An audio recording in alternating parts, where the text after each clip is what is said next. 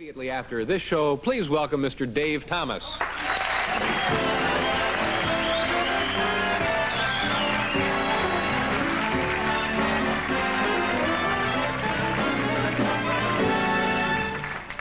Nice of you to be here, sir. How are you? Well, it's a big thrill to be here. You've injured a hand there. Let's get that out of the way, so to speak. Well, I was trying to do my own stunt driving. Hurt yourself. Let that be a lesson to me.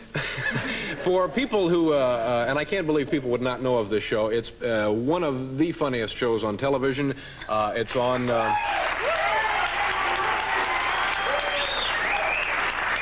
Friday evenings at 12:30, Friday nights at 12:30. Yeah. And just quickly give people the premise of the kind of show it is. What do we see? Well, it's a satire of television and covers everything, including satellite TV, so we get access to the whole world, and it stars John Candy, Catherine O'Hara, Eugene Levy, Joe Flaherty, Rick Moranis, and myself. Yes, and it's you just can't say enough good things about this show. A very nice thing. Now, we have... we have a sample of your work, which maybe we should show the folks now. Okay. What are we going to take a look at here? A little bit of me impersonating Bob Hope, which doing a monologue at the Nobel, which is the... yeah. And then a little bit of me doing Walter Cronkite on Dialing for Dollars, the money movie. And... then the McKenzie brothers, the two dumb Canadians. Doug and Bob, the McKenzies, and that's what we're going to take a look at, and then we'll return and talk about what we've seen and, you know, ask some pertinent questions, I'm hoping.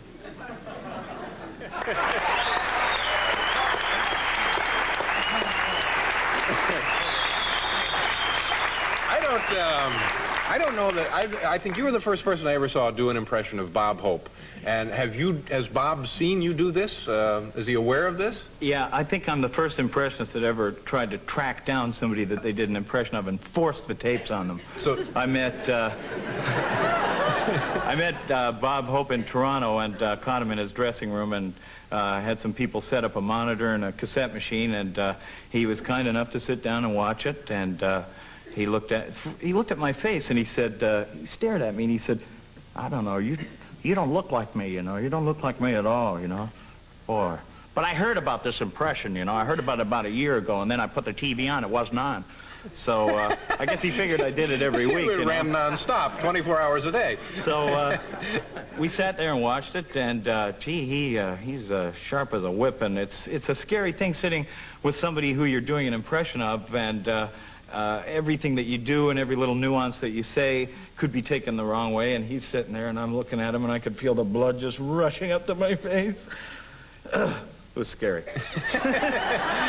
Was he favorably impressed with you? Yeah, he was real nice, and then he had his limousine backed up to one of the wings of the theater, waved goodbye, got in the back, and whoo, he was gone. Yeah, a ghost. Yep, yeah, that's right. Now tell us a little bit about the boys who were busy telling us how to stuff a mouse in a beer bottle to get a free case or two of beer. What is the origin? It's Bob and Doug McKenzie. Yeah. The Great White North. That's right. And what do we see a representation of there? Well, we were originally asked to because when we were doing a half-hour show, that the Canadian version was 2 minutes longer, and we were asked by our producers to make that Canadian content. And so we said, well, what do you mean by that? You know, what do you want us to do? Throw up a map of Canada and fry up some back bacon and drink some beers and talk like this, eh? And they said, yeah, that'll be fine. So we started doing them, and the next thing we knew, we got mail rolling in, and then 3 record companies approached us to do an album, and we picked selectively and got an album off the ground, which has already been released in Canada. It's the #1 selling album in Canada right now. I honestly don't know why. And it's going to be...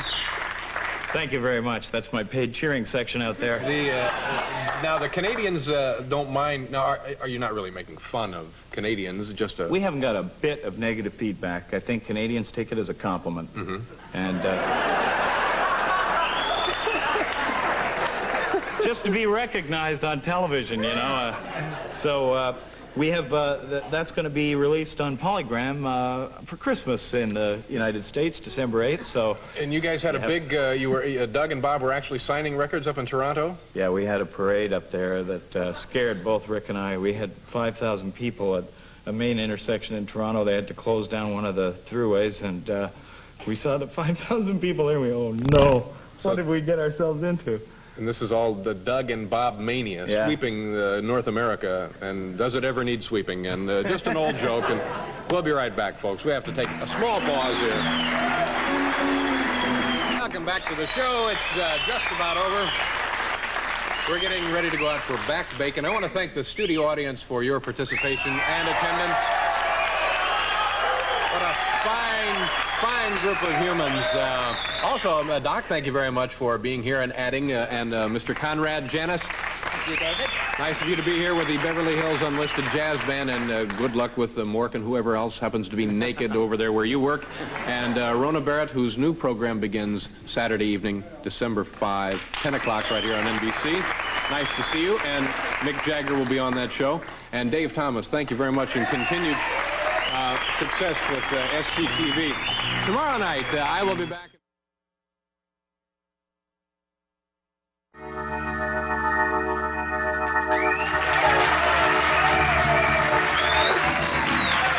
Thank you.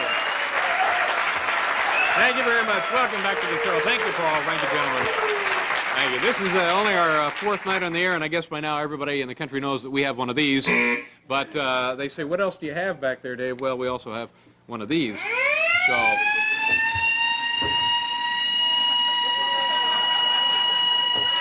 Okay, my next guest, it'll turn off in just a minute.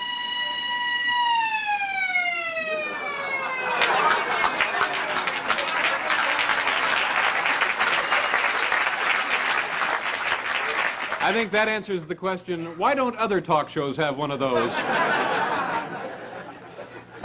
Well, drive safely. Thanks for watching. Good night.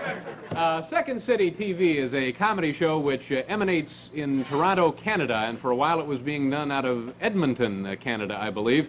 It's a terrific show, and it's on every Friday evening at 12:30 here at NBC, and perhaps one of the fastest, most... well, I'm lost here. Let me just start over.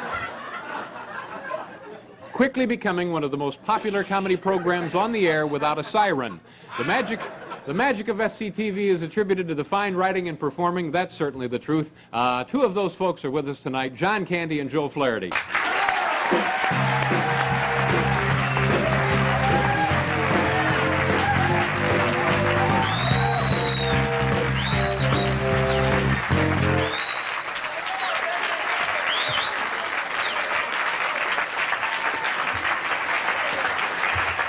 Nice of you gentlemen to be here. I'm desperately sorry that I botched your introduction. What I was trying to say is this is a show that I have been a big fan of for a long, long time before it moved to NBC. And the little remark there in the opening about it being a perfect match of great writing and great performing, I think is the hallmark of that show, and you folks should be congratulated on that. Tell us about yourselves, eh, as they say. Joe, you are from originally not Canada, somewhere else? Or yeah, from Pittsburgh. Canada? I'm from Pittsburgh, PA, and... That's it? Come on, Pittsburgh. How did you get involved with the Canadians from Pittsburgh? Well, I went up to Canada to work with the theater company, the SCTV. No, it was Second City. Second City Cabaret. And we wanted to open a theater up there, so we went up and cast some people. Very good people up there. I was surprised to see the talent just sort of floating around in Toronto. Matter of fact, Paul Schaefer, your musical director, was up there at the time doing Godspell. Hello, Paul. How are you? Yes. See you again. Shut up. and we cast John and Eugene Levy and let's see who else was up there at the time. Gilda Radner and Danny Aykroyd. They were in the original stage show. Yeah. So from there it was. What is SCTV or Second City? What is that for people who may not really know what the organization is out of Chicago? Want me to say it? Sure, John. Why don't you try one of these? Oh, okay. That's a tough one, though. Second City started in Chicago in 1959. It was originally came out of the University of Chicago when it was the West Compass Players. It was the University of Chicago didn't have a theater department, and they created their own.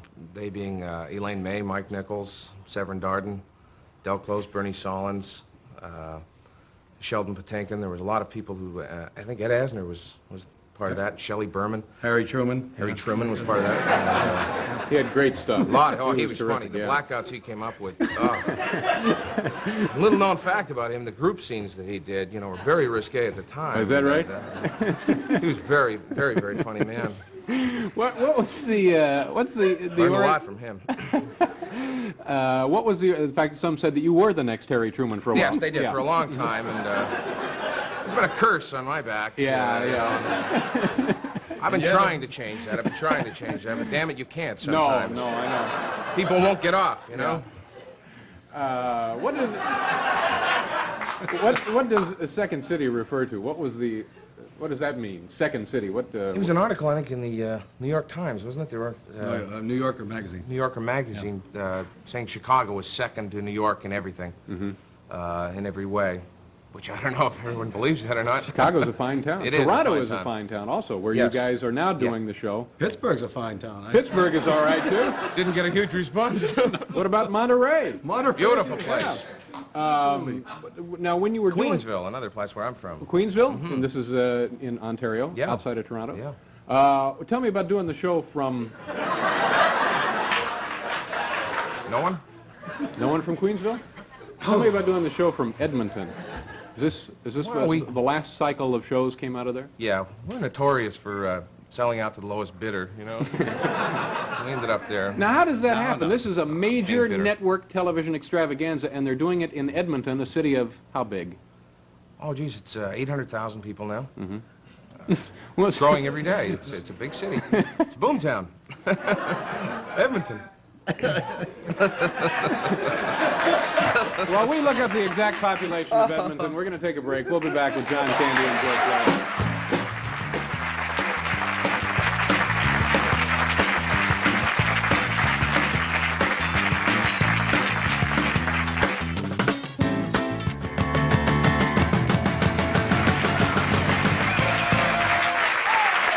Thank you. Paul Schaefer. Welcome back to the show. Joe Flaherty, John Candy are here, and we were just, SCTV was the last season of shows produced in Edmonton. Yeah. Now, again, that's not really Los Angeles or New York or any of the cities that we mentioned. How did it end up there, and what was it like doing it there? Either one of you guys. Or One of the owners of the show, our show's like the movie The Producers. kind of a tax deal? A number of stuff. All right, I'm being bitter. Didn't come through with that per diem. I can say that now. My lawyers talk to me. I'm clear. One of the owners, Dr. Allard, owns a TV studio in Edmonton, and as a result, that's where we did the show. It was his studio. That's where we worked. Yeah. Was it a nice, enormous Yeah. complex? Not an enormous No, complex. It's it was nice. very small, tiny little place. The staff and crew there were great, and the director there, Yeah. John Blanchard, incidentally, who shoots all of our stuff. He's really good. The show looks terrific. You would Yes. not guess that it comes out of anything less than a first-rate The operation. city takes a bad rap, but it's a real nice city, and there's good people there. Yeah. Everybody was working real hard on the show. Any problems with doing a show out of Edmonton? Getting people there. Yeah. We were begging a lot of people. Yeah. The technology in Edmonton is okay? Well, for the yes, it's a very modern city. It's a boomtown. It's just sprung up. There's oil there, So They got color TV last year. That was real nice. What about the control room? You ever have any trouble with the? With the control room? Jeez, no, not really. There was some... was that on one of those? I don't know. The control room. We copied these and distributed them to the audience and our guests, and there was you never had trouble with hockey coverage. On Wednesdays. There yeah, you on go. Wednesdays. You should have just said hockey. Hockey was. I the thought that word, was huh? my cue. Hockey. Okay. It's the Edmonton Oilers. Our crew would leave on Wednesdays to cover their game. Oh yeah. So we would just kind of hang around. And we'd wait till they got back, and then we'd shoot somewhere. Okay. I love your show. We're going to take a look at some videotape I guess this would be a night when the control room was there, huh? I hope so. This, what, you want to tell us what we're going to see, Joe? Oh yeah, this was a Thursday night, so this was fine. We did a Godfather parody, and This is terrific, by the way. back Yeah. up on John will this, back me up on this, because he's a beautiful, beautiful Thank you human so being. much, Joe. We did Seriously. a parody of The Godfather. I was Guy Caballero and the president of the Yeah. imaginary station, SCTV. And my personal life was somewhat like The Godfather. Now, in the movie, there was a scene with Al Martino and Marlon Brando. Brando was the Godfather, and Martino was his godson.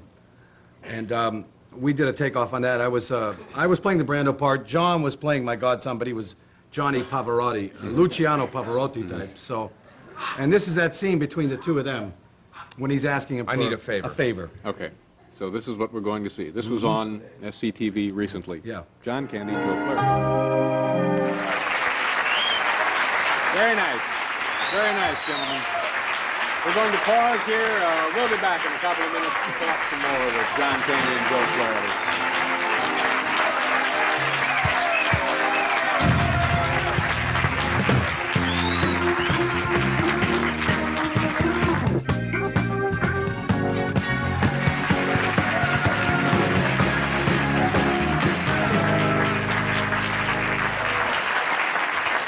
Welcome back, Joe Flaherty and John Candy from SCTV. There's 7 people performing on the show. Yeah. Do you people write most of the material that you perform? A lot of it. Yeah, not all of it. We do have writers that help. It would be impossible, I think, to write and perform a 90-minute show Yeah. every week. Do you write things exclusively for yourself, or will you write something for John and vice versa? Or Yeah, we write pretty much for everybody. You know, that's the good thing about it is I can write a scene for John because I've worked with him so long, Good. and vice versa. Yeah. is there a pretty good relationship up there? Fist fights now, or people No, grabbing hair? a and so knife forth? every now and then, but really, it's nothing really, you know. Is that now? This show has actually been in production for a long time, hasn't it? Since 75. Yeah. I think it was Yeah. 75, Six, 76, six, yeah. yeah. We got the idea in 75. Took Yeah. us a while to figure it out. It's terrific. We have another piece of videotape that we want to get to before we Yes. have to leave. All right. Joe, will you set this? You want me to set that one? Oh, okay. This is just like the old Merv show, isn't it? Yeah. We got to lean forward like that. Oh, we brought this up.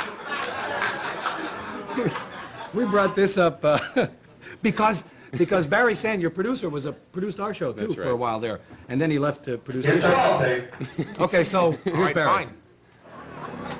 Here, mister, you used to try the cow. The cow? Sure, the great malt liquor from Blitz. I wonder why they call it the cow. John Candy, Joe Flaherty, you guys are terrific. The entire show is terrific. We have to pause for station identification.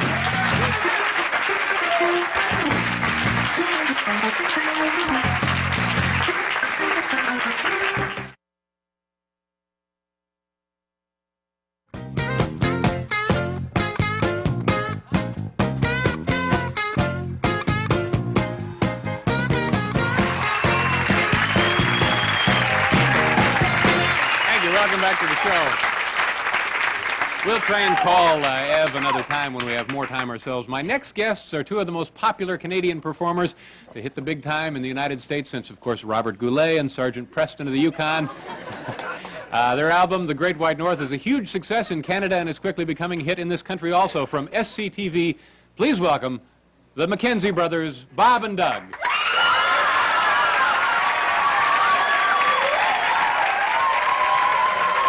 Wait, eh? Hold it. They're doing the theme. Okay, maybe everyone will do it together, eh? Okay, go. Jeez, beauty. Good day. Good day, everyone in the lower 48. I'm Bob McKenzie. This is my brother, Doug. How's it going, eh? Okay, Okay, like, this is our usual one, eh? Like, we couldn't bring it across the border, eh? yeah. Yeah. You know why? Because there's like no Great Lakes on it. Yeah, they miss the Great Lakes. But they got Hudson Bay, eh? Yeah. Okay, our topic today is gas shots. Yeah. Okay, so this is one. Okay, another topic. Oh, yeah. We, Oh, have an... you know what? What? Like, there's no back bacon in the lower 48, eh? Yeah. Lower 48 is like USA, eh? Yeah. So anyway, you want to explain? Yeah, like these are link sausages because you don't have back bacon. We were in a restaurant, yeah, remember? Oh, yeah, okay, and like, we asked for back bacon, and the waitress said, like, take off, you hosers. We don't have any of that. And we said, okay, wait. So we described it, and then she said, oh, you mean Canadian bacon? And we said, oh, yeah. And then we figured out that you call back bacon Canadian bacon. Yeah, but up in the Great White North, we got something called American cheese, eh? So like you call that down here back cheese. We have an announcement to make, like we're defecting. Yeah, down here. And Well, not really. the reason is that like you don't have government beer stores. You can get beer in grocery stores any time of the day or night, eh? Yeah. So that's why we're coming. Hey, you know what? We went to a place in British Columbia, eh? That's over here, out there, closer to Hawaii. Okay, so we're out there, eh? And like there's a building. It's got on it NBC, eh? So like we go in, we say, hey, we do our show, hey. So you know what that was? It was the Nanaimo Bulldozing Company. Really. So that shows you how stupid he is. Take off. He's a hoser. Anyway, so that's beauty. So that's our guest shot for today. Yeah, eh? those are all our topics for today. So, good day. Yeah, good day. Very nice. You boys did a very nice job. Very nice. The McKenzie brothers. We'll be right back.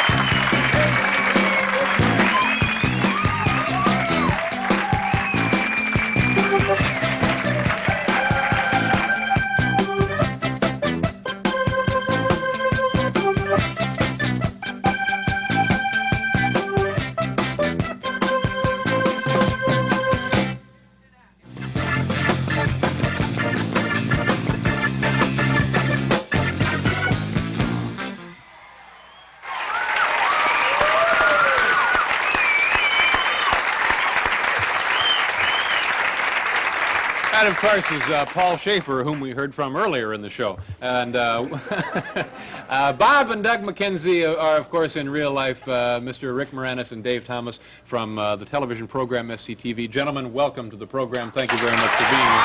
Pleasure to be here. Great to be here. You know, I in all honesty, I've watched your show for a long time and loved it, but I did not anticipate the kind of reaction that Bob and Doug generated. They're all here. paid. All of them. Do you get your checks, everyone? How long have you guys been doing the Great White North? 2 years. Yeah, 2 It years. started as filler in the third season, which was a half-hour show. It was still syndicated. And then when we went to network, I think at first the network said, what? And then when they saw the mail, they said, yeah, more. So, no, but you refer to it as filler, and what exactly did that mean in those days? Well, the half-hour show, when it was syndicated, was 2 minutes longer in Canada than it was down here. There were less commercials. It was running on the public network.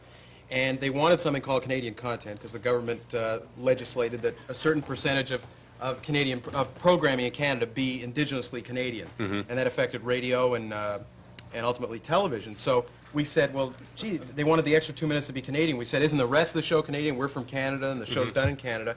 And they said no. So we said, how about if we sit there and drink beer and fry back bacon and Sorry, wear I was tubes? thinking about myself. Yeah, I thought so. No, but see, I was surprised that there would have been something intrinsically funny about Canada. I mean, after you've done jokes about hockey and so on and so forth. But these are apparently the... I have to say that the reason I'm wearing this is because we've been doing interviews all day as Bob and Doug and as ourselves. His and hair puffs up. The tube into a goes cone. on and off. Oh, that's not bad, actually. Oh, the hell with it. See, his hair is more manageable. I don't know why. It's a fascinating discussion of hair care with these two gentlemen from north of the border. So now, are the guys you're depicting here, Bob and Doug, are we to believe that Canada is just full of these kind of... Guys? Yeah. No, hell no. You never see one up there if you went looking for them. And we're still searching for the humor there. I think that there's guys like that somewhere. I mean, he told me about it. I just took his word. What you're doing? They're like that everywhere. They're all over the States, too. You Yeah. just don't, you know. You call them crackers. You call them what you know. They're just dumb guys. Like, is you don't what you're call them doing, right? hosers, eh? You call them Now, what something is a hoser? Can we talk about else. that? There's one right there. You're looking at it. No, a hoser is something you call your brother when your mom won't let you swear. Say, if your mom happens to be NBC, say. Now, how did the Canadian government and folks react to the popularity of these two guys? Well, they nominated us for the Order of Canada. So It's a serious award, David, and I think my we should hair. bow our heads at this point. Are you of the opinion that Canada has, and I don't mean this in a negative way, but are they operating under some kind of inferiority complex to the United States or generated by the United States? parts of Canada. Quebec has no problems. They have a strong culture. The West is rich. Yeah. And Southern Ontario just kind of sits there watching television in Buffalo going, why can't we do that? Of course, it's kind of like living in a little one-story shack next to the World Trade Center, you know? Yeah. No, but you guys are both from Toronto, I right? love the country, you know. Watch, my citizenship is going to be revoked now, and I won't have anywhere to go. And you're continuing to do the television program now from Toronto. I guess Yeah, you we moved it to Toronto. east a little bit, and we'll talk a little bit more about that. We have to pause. We'll be right back with Rick Moranis.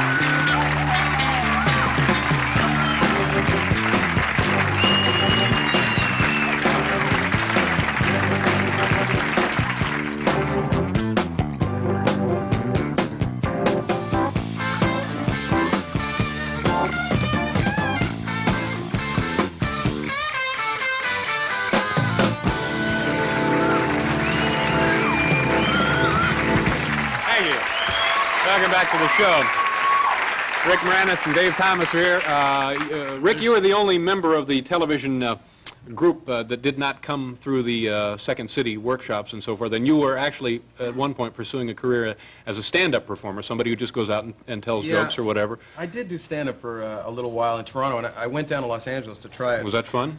I lasted for 5 weeks. Yeah. And at one point, very bizarre, sort of a subculture going on down there. I was standing in front of the Comedy Store at one point, and there were two aspiring comics there, and their world was like, that was it. And one of them came up, and the other guy said, "Where were you, man? You were supposed to be on at 9:30. The guy said, "Oh, man, you're not going to believe what happened to me. I was backing out of my driveway, and damn it, I took the car out, and somebody hit me. And I got out of the car, and this lady got out. She was beautiful, tall, blonde lady. She got out. She showed me her insurance. The same insurance agent." And the other guy said, "Hey, that's good panel." I figured, okay, Time to leave. Better get out of here. It's interesting, though, that the group has pretty much been operating away from mainstream show business and thriving. Has that been beneficial or a hindrance? Dave. Oh, hi. I think it has been beneficial. You know, I'm not, you know, David. Who can tell unless we ever get a chance and crack at the big time? Yeah. But you know, there are no diversions really in Folks, Edmonton. he didn't hear the question. He's winging it now. He does this all the time. You improv guys are quick, though, There's aren't no you? diversions in Edmonton. I mean, you know, literally things close down early. Now, there. what happened? What The happened? salad bar closes at 11. Everyone's bad-mouthing Edmonton. No, we don't want to badmouth Edmonton. Edmonton's a great place. Okay, all right. It is. The last time I saw David, you had broken a finger. Yeah, and it's almost better. Yeah. I'm still working He on it. busted his finger. We were doing a sketch, Walter Cronkite's Brain, and he was playing Walter Cronkite, and he had to do this thing where he pulled out a Corvette and did a four-wheel skid. Yeah. And came back to pick up me waiting there with my golf clubs as David Brinkley. So he rolls up. He rolls up, and we wanted to get the take, so I said the line, but I looked at his hand, and it was hanging there, you know. And anyway, they lost the take, and they stuck us in a van. We went right to University of Alberta Medical Center, and we're there as Cronkite and Brinkley in the emergency ward. And you know, the doctor comes up, and I say, "I think my friend broke his finger." Just get some x-rays. I'd be happy to take care of it and get back to the shoot. We're kind of in a hurry. I hope we can get this over with. Speaking of which, Speaking of they're which, we have to queuing get this over with. Gentlemen, thank you very much I for can being smell here. a segue Rick anywhere. Moranis, Dave Thomas. We'll be right back. We'll have to pause for station identification.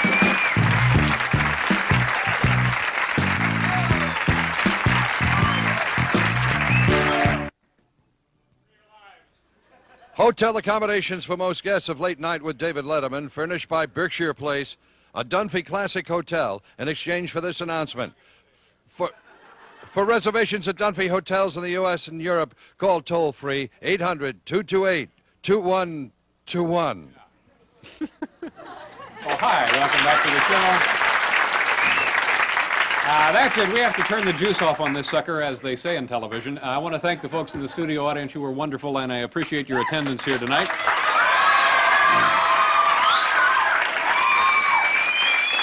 I want to also thank my guests, Mr. Albert Finney, Rick Moranis, and Dave Thomas. Of course, Paul Schaefer and the band, our announcer, Bill Wendell. Now, tomorrow, another great show. Terry Garr will be here, Bob and Ray, video artist William Wegman, and his dog, Man Ray, and a report from George Miller in his room, and a look at actual viewer mail. And now, with a special sign-off, here once again, Mr. Rick Moranis. Oh, say, can you see bitty by the dawn's early? Pardon me, boy, is this Chattanooga choo-choo? I've got my share, just travel to spare. Oh, once I built a railroad, made it run, kept it running on time, running on time. Once I built a railroad, now it's done. Brother, can you spare a rocket's red glare? The bombs bursting in air gave proof through the night that our flag was still tall and tan and young and lovely. The girl from Ipanema goes walking. When she's walking, our flag was still there. Oh, say, does that star-spangled babba-dabba-danner yet wave in the land of the freepers, creepers? Where'd you get those peepers, freepers, creepers? Where'd you get that home of the most beautiful girl in the world? Picks my ties out, she eats my candy, she drinks my brandy in the home of the brave.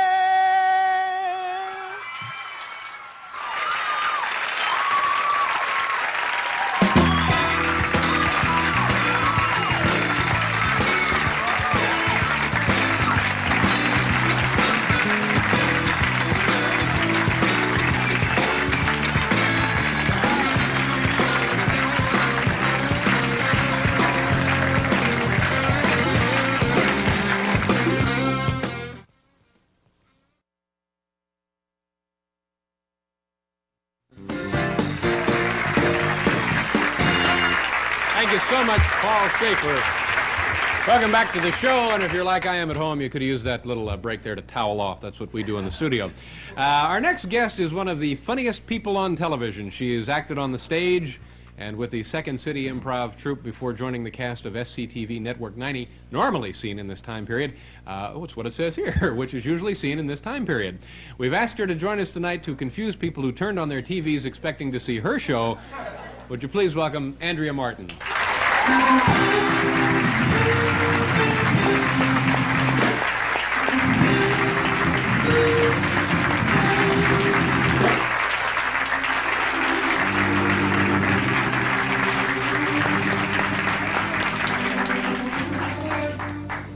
I can't take my hands out of the Why not? pockets. What's the matter? Doesn't look good without the hands in it.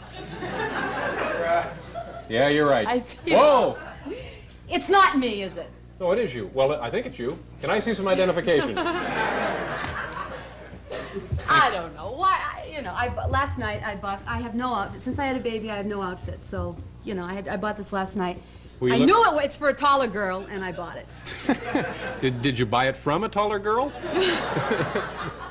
It looks great. Thank you, Dave. Now, what do you call those? Very silly pants. No, I don't those know. are- They're not. I don't know. I'm not into fashion. I guess this is so tight around here. I can hardly breathe. Is there anything I can do to loosen it up? You look fine, Andrea. Thank you. You really look No, great. let's not talk about that anymore. I'm sorry to bring it up. Okay, but I'm just trying to reassure you because you made a stunning entrance and then you came out making fun of your clothing. Yes. But you look great. Tell me about your, I think we talked about this once before. You're the only person I know from Maine, I believe. Yeah. Originally from Maine? Yeah. What part? Portland. That elicited a very tiny woo. Is it nice growing up in Maine? Sure.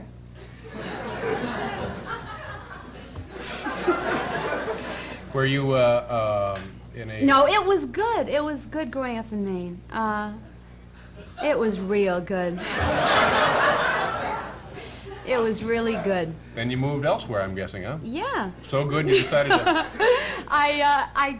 I guess I've run out of things to say about Maine, really. It's great, you know. Gee, it was really good. Then I moved to, then I went to school in Boston. Yeah. What do you think of Boston? It was good. Good? Yeah. Then, gee, from Boston I went to New York. Oh, I'm in New York. You're in New York now, right? yeah. Yeah. And then from New York I went to Canada. Yeah. And then I came back to New York. I first met you in Vancouver. That's right. Yeah. Yeah. Vancouver? Doing what was that? The Alan Hamill show. The old Alan Hamill show. Yeah. It's a nice place, also. Vancouver? Yeah. Yeah. No, it's good. Yeah. It's a fascinating exchange, isn't it? Oh, shit. We have some videotape here.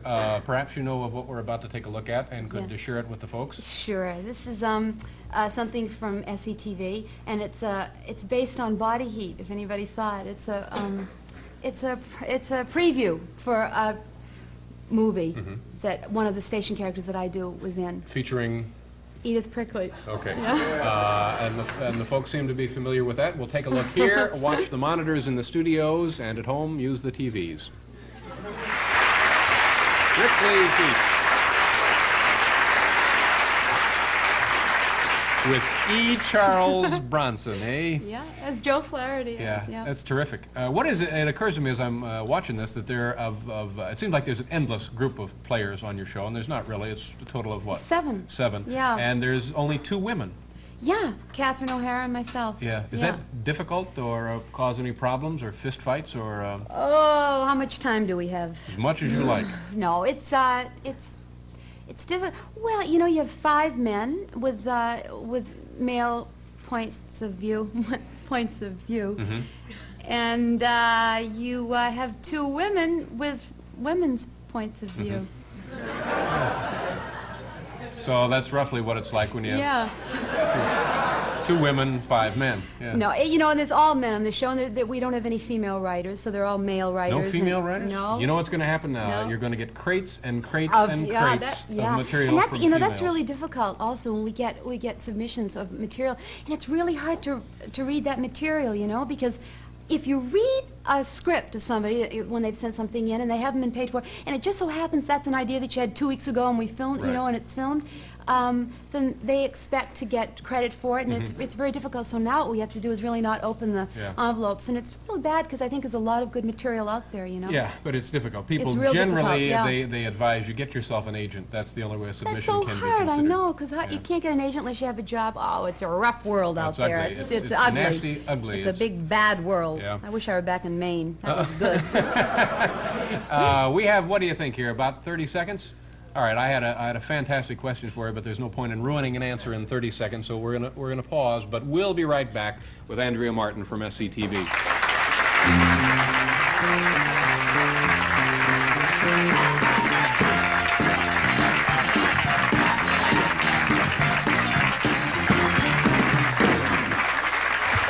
We're right back here. Thank you very much. Andrea Martin, who has lived virtually at every point of the compass. I was going to ask you earlier about, you started out, your background is in drama, from there you went to improvisation, and now you're doing what appears to be tightly scripted television comedy. Do you ever improvise? That's the question I wanted to ask you when you're doing your TV show. Improvise. Yeah, sometimes it's more difficult. Is this a serious question that you really want to know, or is there something? It's not the most serious question. No, it's... No, well, you know, it's real difficult to improvise with cameras and everything because they have to know the shots, but a lot of times we don't stick real closely, like every word, the script. Have you ever gone right down to the deadline and realized you didn't have something and said, what the heck, let's go in and play? You know, yes, if there's only one person on camera and it's just right with a blue cyc behind you and the camera's on, yeah. Sometimes, occasionally, but not very often. Have you found that, I'm sorry. Generally, that when you have to do that, does it work okay or not okay? Sometimes it works. It used to work more in the past like that, you know, when it was in syndicate. I know you're getting to something. What are you doing? I'm not. I'm actually thinking ahead. I have another question. Go ahead. You know, I don't know if they have these things in Canada, but here in the United States, we're in what they refer to as another ratings period, and there's a lot of pressure when you get into one of these periods to play to the grandstand, you know, all of the tried and true crowd pleasers. But I like to point out from time to time that we here stand for nothing more than solid entertainment. And thank you. Thank you very much.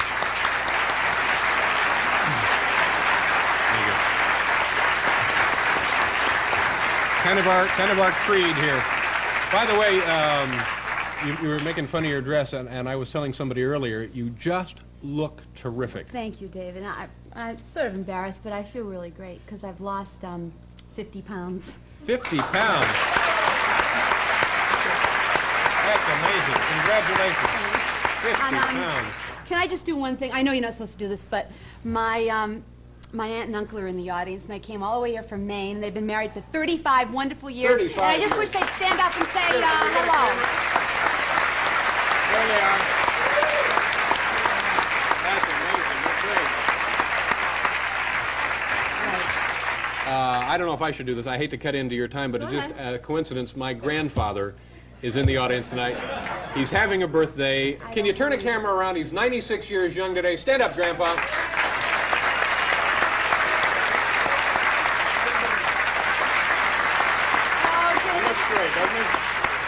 All this talk has made me think about my baby, and he's back in Canada, but I want to just bring somebody out. Another little baby that I saw. He's just as cute. Look at this little guy. This is Adam. Hi, Tony. This is his mother. How do you do? Nice to see you. That's amazing. Thank you very much. He's so cute. You know, I know, as yet, I don't have any children, but I have a dog I'm very fond of, and Bob is not here, my dog, but if Bob was here, I'm guessing that you folks would have to agree with me that he'd be just as cute as this little guy here, huh? Oh, yeah. Isn't he a sweetheart? Hi, sweetie. Oh, yeah. David, I know I'm being a little pushy here, but can I bring out somebody? He's a very, very busy man, and he has to get back to work, but I promised him that he could come on. Can I, Mr. Bob James? Hi, how are you? This is Bob James of the Hickory Institute. Bob, what do you have for us? Andrew, I have here a $10,000 check for the American Wildlife Federation. Oh. This is to be used for a new dolphin preserve. It's to be used for the new dolphin preserve. Yeah. Bob, you... Pinksley! Pinksley, I can't believe. Thank you, Bob. Thank you, Bob. That was wonderful. Thank you. Thank you. My next door neighbor, Bob James. Bravo. Thank you. That'll go a long way to help those dolphins. You know, Andrea, there's a man here tonight who may not impress people with his... I'll wait. May not impress people with his money, but his story of courage and human endurance is worth all the checks a large impersonal corporation can produce. This man, ladies and gentlemen, a former Iranian hostage. He's now training to become an astronaut in the United States Space Shuttle. Please welcome him, won't you?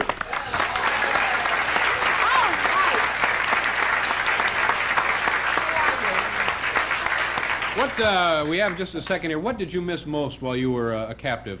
Well, of course, my family, Dave.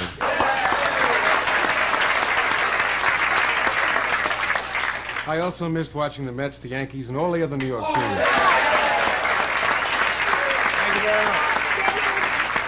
It's quite a night, isn't it? Speaking of New York, I want you to meet a little fellow who I saw wandering around the streets of New York, and I adopted him. You adopted Hello, darling. this guy. What do you have for us, honey? He brought ducks with him. The little guy brought ducks, and he brought a cart, and they've got American flags on them. And Oscar, a long-awaited Oscar for the President of the United States, Mr. Ronald Reagan.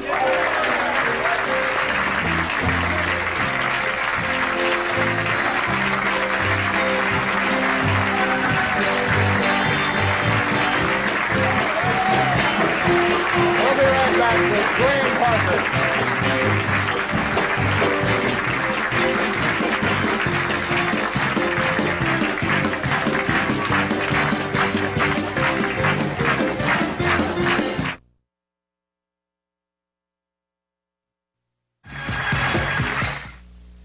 Now, Christmas just wouldn't be Christmas without visitors from the Great White North. And tonight, we have several from SCTV. Please welcome Bob and Doug McKenzie.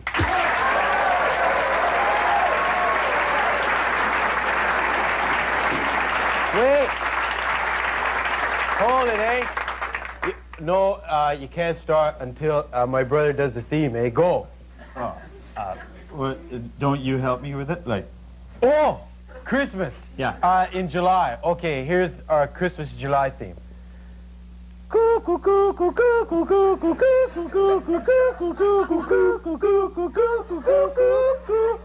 Christmas.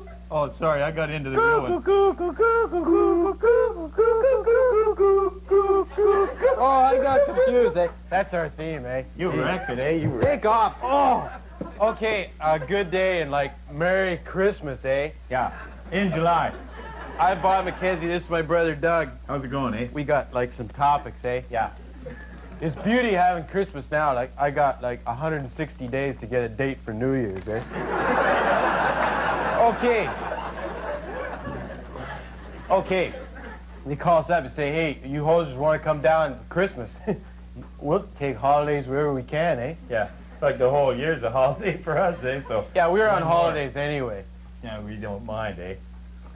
Okay, what'd you get me? Huh? What did you get me? Oh, well, I got you something that I'd rather give you later, okay? Okay. So let's do another topic. Okay. It's a surprise. It's a big secret. I don't want to blow it, eh? Yeah. Okay, another topic then. Okay, you know, you can use like deciduous trees, eh, for Christmas in July. Those two people knew what I meant. Yeah. Okay. Okay, so like they called us up to come down here for Christmas July, eh? So we came down last Wednesday to see the Macy's parade, eh? Where was it? Yeah. Take off. You knob. He's loaded. Don't mind him. I am not. Too much eggnog. Beer nog. Beer nog. How do you make beer nog, eh? You take the carton and like empty all the nog out, eh, and like fill it up with beer. And then go, Bob's your uncle, eh? You can drink away until your face falls off. Your face has fallen off, eh? Okay, Look at it. come on, let's Your get face on is topic. Gone, eh? Don't topic. humiliate me. Do a topic. Okay, a lot of people don't know how to recognize Santa in the summer, eh? Okay, because like, really, eh? Like, you know, from like December, eh? Yeah. Okay, first of all, he drives a Winnebago. No reindeer, because they got no wool, because they take off the sweaters. Eh? Yeah, they and shore them in the summer. And he has like a crew cut, eh? And no beard, because it's summer and hot, eh? He looks like Curly from the Three Stooges. And instead of like going ho ho ho, he goes woo woo woo woo woo woo. Yeah, good. That's what Santa does. Woof woof woof. And Santa's helpers are like Mo Claus and Larry Claus. Yeah, and like for next when he comes in, eh? When he comes in, he doesn't come in through a fireplace chimney. Eh? He comes in through the air conditioner. And like, don't leave him like milk and cookies, eh? No, leave him an assignment like. Please fix the kitchen sink. It's leaking. So, like, if you want to see Santa, he's like Curly, eh? He'll be there in the morning still working on it, eh? What?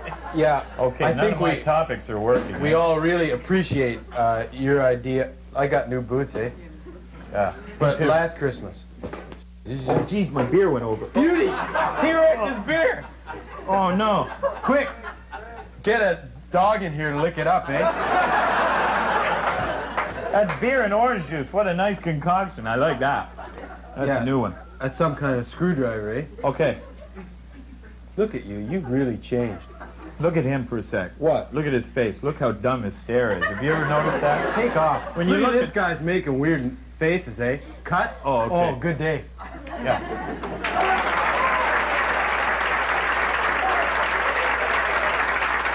From the Great White North, Bob and Doug McKenzie. We're going to pause. We'll be back to talk with Rick Moranis and Dave Thomas right after this.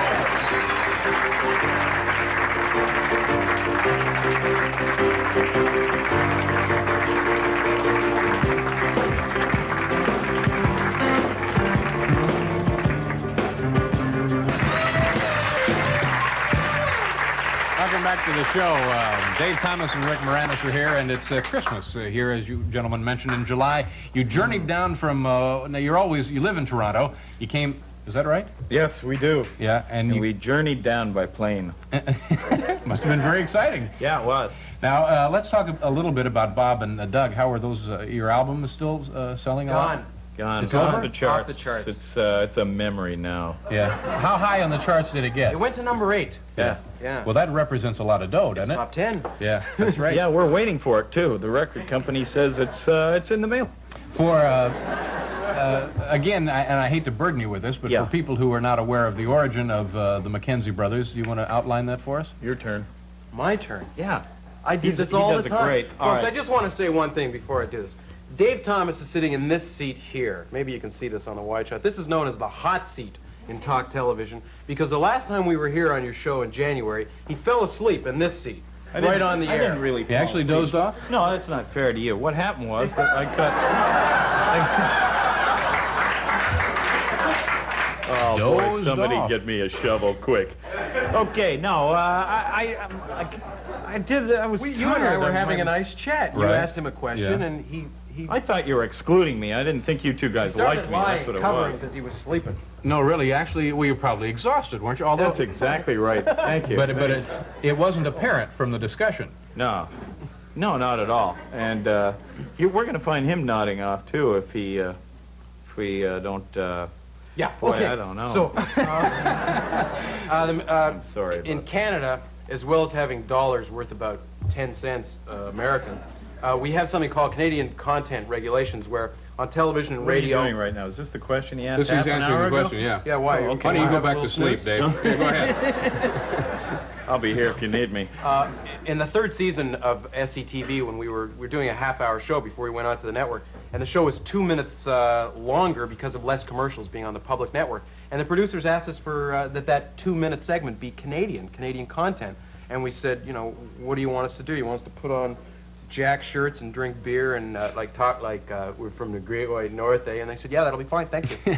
So we started doing it, and It became the runaway hit of the decade, as they say, after that. early decade. It's only 82. Yeah, that's true. There's a lot more to come, I hope. Yeah. And you mentioned you got a letter from Steven Spielberg about something you did on the show. Yeah, Rick did a scene on the show called Merv the Special Edition, where it was 7 minutes longer because of a special edition directed by Steven Spielberg. And he asked me to play Spielberg in it, and I did. And Spielberg saw it, or so he said when he called first. Then he sent a letter with a 10-point critique on how to impersonate him. And things like your total lack of humor in your impersonation of me was dead on. Things like Yeah, I would not know where to begin to. Of course, I don't do impressions. that was a tough one because we didn't really have any tape, but he directed me in that. He You do did a an good awful job lot of there. impressions on the show and other things that we're going to talk about in a minute. We have to pause here for just one thing, if you don't mind.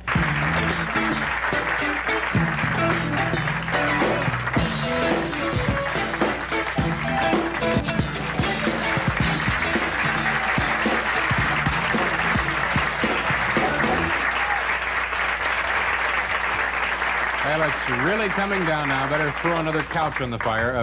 We're back with Mr. Dave Thomas and Rick Moranis. Someone mentioned impressions. You do a lot of them, favorites. You want to do any of them for us tonight? Well, you know, being the Christmas season and everything, I thought I'd do Bob. You know, now he'd be on one of his military tours right now. You know, and those kids in the military, you know, they're doing a tough and dirty job that nobody else wants to do, and that's why. Bob would be doing his Christmas special about now, wouldn't he? For the Yeah. real Christmas. Yeah. he'd You'd be doing across that the hall now. working on the special. And he wouldn't let somebody cut him off like Sort that of. either. Yeah, you'd be off, kid, you know. No, but he Yeah, I got- gave me one that I could never do. You know. On the show, you throw curves at fellow cast members, ask them to do something, and if they're bold enough to try it, great. If not, they'll try and bail out, pulling the chute on an impression. And sometimes you'll get an impression to do, and you go into the makeup room, and the makeup girls will laugh right at you and say, "You can't look like that." So I wrote this piece with Dick Blasucci and Paul Flaherty. It was another Merv piece. It was the Merv Griffith show, where Merv goes to Mayberry and plays the part of Andy Griffith. So Eugene got Floyd the barber, and he wound up looking exactly like him. He was terrific. John Candy got Otis, the drunk, and he was fabulous in that. Joe, the boldest attempt at Barney Fife anyone had ever seen. Catherine was Aunt Bee, and Dave got Gomer Pyle. Now, this man can do Bob Hope. Rich Little has problems with Bob. I mean, he can do any impression, but he couldn't do Gomer Pyle. He can sing like Gomer Pyle. Yeah. I just have problems with his speaking voice. I can't get it down, but if you want me to sing...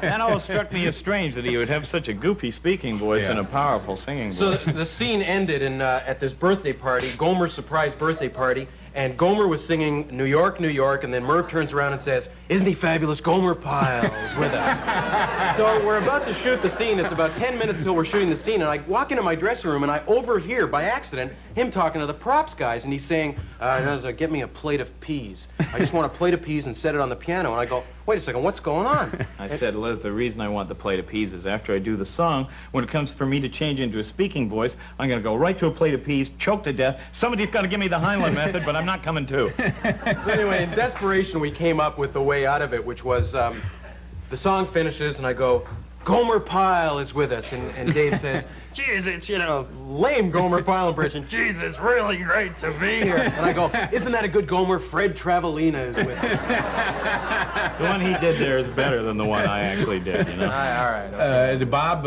Hope is the most difficult one? For me to do? For anybody, I guess. You've mentioned that. Yeah, I guess. I don't know. I just sort of, I watched his movies when I was a kid, and I got into him. But I also got into Richard Harris as having only two speaking voices. One low and intense like this, and another one very high and high up there like that. And I always wondered why he never spoke in the middle, And I noticed, too, that Michael Caine shouts a lot, in all his movies. He shouts, "Listen to me, I'll tell you exactly what I think, And so I got into those British guys, but somebody simple like Gomer Pyle, I can't do John Wayne, I can't do Ed Sullivan, I can't do any of the ones that everyone else can do. And Rick does, you also Ed Sullivan, John Wayne, all the ones that everybody does. I don't know what it is.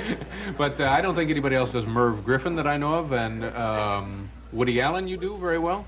Yeah, well, I'm waiting for Woody's next two movies before I try him again, Yeah. because I want to see what he's been doing for the past couple of years. I love his work, and it was at a tribute that... Speaking of work, you guys do your show in Toronto, and is the show going to stay in Toronto, going to Hollywood, or...? I think we had more luck in Edmonton than in Toronto, so we're going to try moving it further north. We're going to the polar ice cap. Mm-hmm.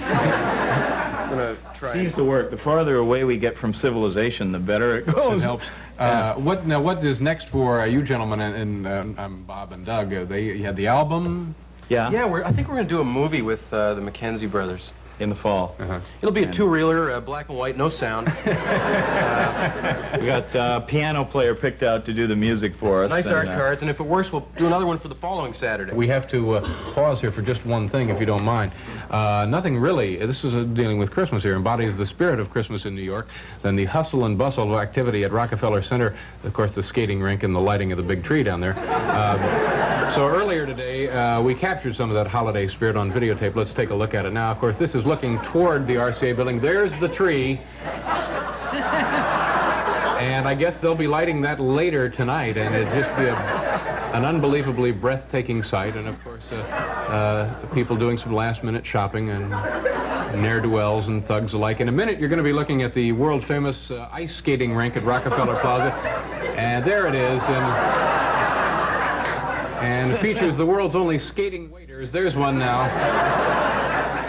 And here come some festive holiday skaters, and if you've ever been in this town, you know what magic this really is this time of year, and we thought you'd get a kick out of taking a look at it.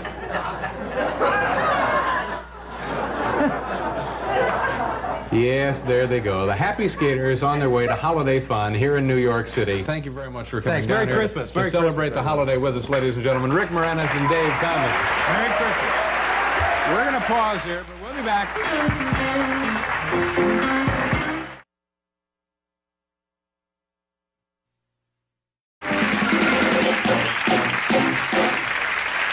Thank you, Paul. Welcome back to the show, ladies and gentlemen. Don't forget, if you're lucky enough to be in our studio audience right now, it's 3D night here at Late Night, ladies and gentlemen. Also, we'll be taking a look at international symbols, and we have an actor, Charles Lane, whom you will know instantly when you see his face, and toll booth operator Joan Brown, and I'm sure you'll know her instantly also. My next guest is one of the stars of the SCT television program. This is the SCTV Comedy Network, which regularly actually appears in this time slot on Friday nights. She is one of the funniest people in television, and we're delighted that she's back with us tonight. Please welcome Andrea Martin.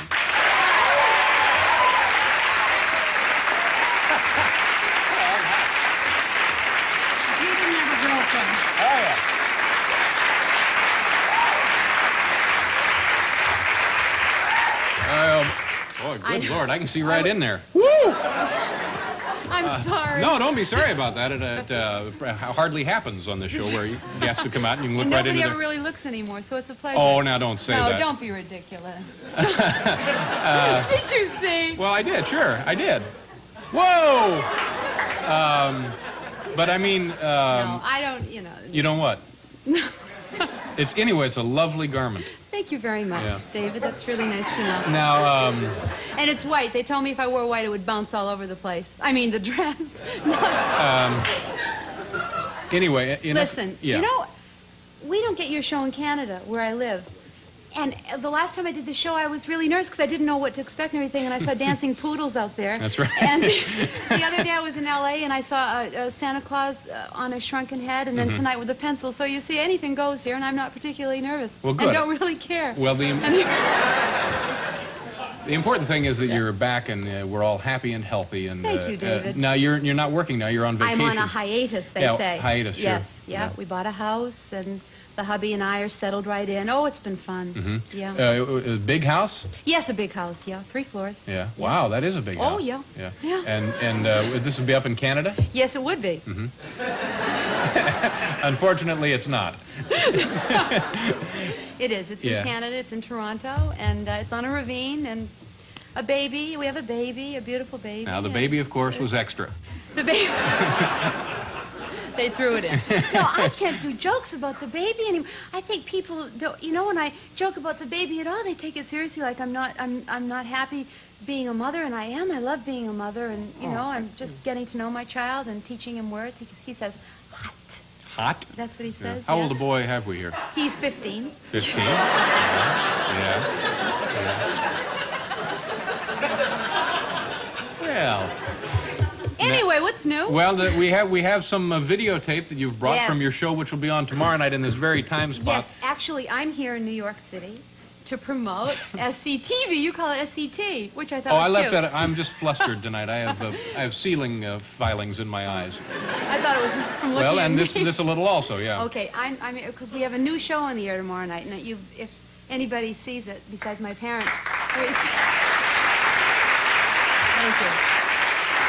We've had a lot of repeats. So this is a new show tomorrow night, and I think what we have, in fact, I know, I'm not going to be humble No, but and you should be stupid and honest. shy Sure, and tell say, them what's I think up. I know. I know what's on this clip. Yeah. It's, I'm playing Beverly Sills, and Catherine O'Hara's playing Joan Sutherland, and it's a battle of the PBS stars. You'll just see a little, This will be tomorrow night. If you're watching SCTV tomorrow Yes. night, you'll see this. You get a chance to see it early. Put on those 3D glasses here in the studio. At home, you're stuck. Here we go. We now resume our coverage of the Battle of the PBS Stars. Oh, my, what a nasty turn of events. We're going to pause for a commercial. We'll be back with more of Andrea Martin, ladies and gentlemen.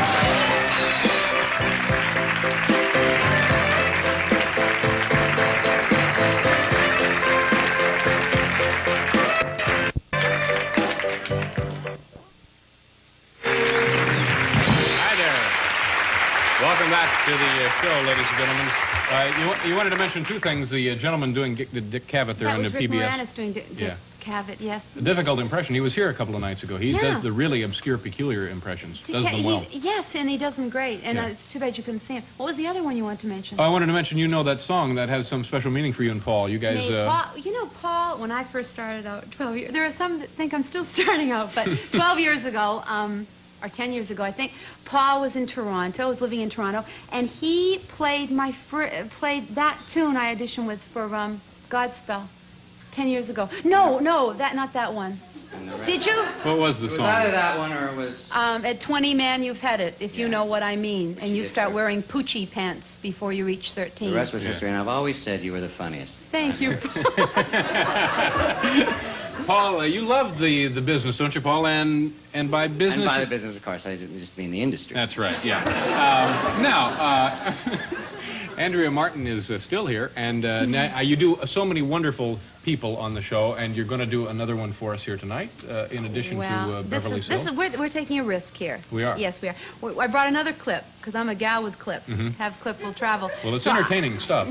I brought another clip, but I have to do a setup to the clip, and I thought I'd do it like actually live. Okay. It's the character's name is Libby Wolfson, and she's a talk show hostess, and she hosts a show called You. After I finish the setup, there won't be time to Oh, no, do people it. are looking forward to this. Okay. We got plenty of time. Don't worry. Well, so you can't, the camera can't look at me when I'm getting ready. Should we ask folks at home to turn their contrast down so they don't see No, what's going on? I can actually put this on, because Okay. she's a talk show hostess, and see, usually the characters we do with makeup and wardrobe and everything. Oh, look at, he's telling me to rush. Really? You think this is easy? You try to do it. All right. Okay, wait, how does this look? Okay, so I'm going to just do something here. I'll be the talk show host. I'm going to take my shoes off.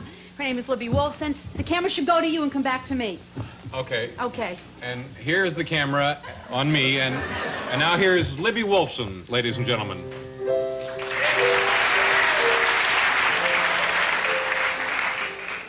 Hello and welcome to you. Today, as you can see, I have no guests because today our subject is fitness. For the last 1 week, I have been on a rigid exercise program that I feel has frankly changed my life.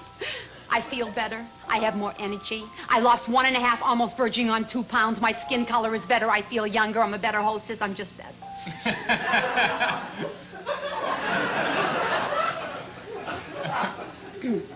Since this show began, we have had every diet expert there is on this show. The grapefruit, the Stillman, the Richard Simmons, the 8 glasses of water. You know, you spend the entire day on the bathroom, you get on the scale the next day, you lose 1 pound. Who wouldn't? The minute you eat a Danish, you put it all back on again. I have found that the only thing that works for me is exercise in moderation.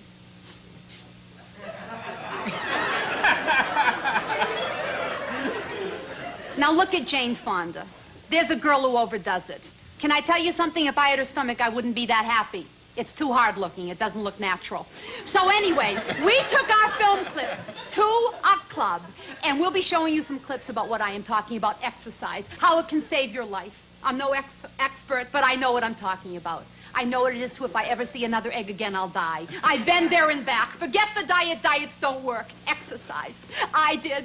It's painful. It takes discipline. It's not pretty. It's blood. It's sweat. It's falling down on your face when you want to quit. It takes willpower. It takes guts. But most of all, you can still eat. Roll the clips. Excuse me, is this where they pump the iron? Libby Wolfson, Andrea Martin. We're going to pause for station identification. Andrea and I will return right after that. It's 3D night here in the studio.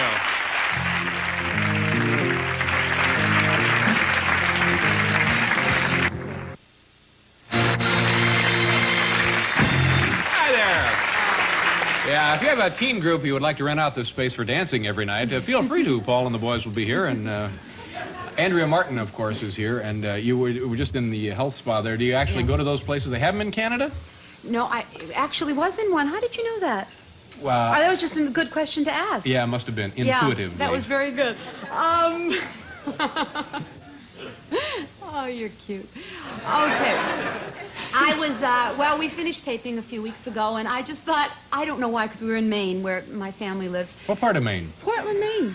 Yeah. Portland, we were on the ocean, though, in Yarmouth, Maine. And we were, how many minutes do we have? I'll go we have fast. 2 minutes. Uh-oh. But, you know, I'm so fond of you. If we had an hour, you could have the whole hour. Don't make any difference to me. Whatever you want to do. Oh, gosh. But hurry up with it. All right. So we were in Maine, and all of a sudden I thought I need peace of mind. And I did. I went to a spa on the West Coast and left much more tense than when I actually went there. So it was... Not enjoyable, huh? It was not... Well, it's very, it's very disciplinary, and even if you don't have to lose weight, and I don't think I have to lose weight. Oh, no, I'm just as neurotic as Libby Wolfson. They're very disciplinarian, so they check what you eat all the time, and there's a woman that checks your calories. And one day I ordered 2 helpings of shrimp for an appetizer, and she was very much like Eva Braun, you know. You know what I mean? She came out and said, "Did you eat the shrimp?" Right in front of everybody. It was very humiliating. So I left, and I'm home, and it's great. But every time I come to New York, I get really frightened, because I actually, after I graduated from college, came to New York. To audition, and every time I come here I think about auditioning, and it's very scary. And You were auditioning for big well, Broadway shows then, huh? Yes. Yeah, I Yeah. auditioned. Did I ever tell you the story about their playing our song? No, ma'am. I didn't? No, I don't Well, think it's so. one of two stories. I can't believe I didn't tell it to you. Should I tell it? Please do. Oh, yes. All right. Well, I was auditioning for They're Playing Our Song, which you might remember from... Big hit musical. Yes, big. And there's a song in it that goes, does the man make the music or does the music make the man? And I'm not really a singer. And I was very nervous before the audition and went to a vocal coach for an hour before the audition, and he said to open my vocal cords as I was hitting a vowel that I couldn't reach, and the vowel was music. So I got to the audition and I started singing, does the man make the meow or does the I didn't get it. And every time I come back to New York, I think about those awful moments, and I'm happy to be working. Well, listen, do me a favor. Anytime you have some free time and you want to come back to New York, please come back to this program here, and we'll put you right on. Oh, That's I the couldn't. truth. No well, kidding. I haven't got another anecdote No, to just tell. come back and sit. You can just sit here. You don't need I'll to just say sit anything. on your Yeah, lap, just- because I like you. Now we're getting somewhere. We're going to pause here, but we'll be right back. Andrea Martin, ladies and gentlemen.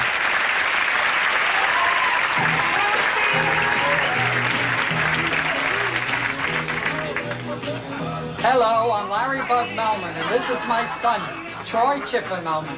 Twist is a lot of fun, but it could be dangerous to do it on a moving bus. That's why we posted these signs. We hate to be squirrel sports, but we believe that dancing on a bus could lead to slipping, falling out a window, and dying. Sure, it costs a lot of money to make these signs, but that's how much we care. Melman Buses, a ride, not a dance.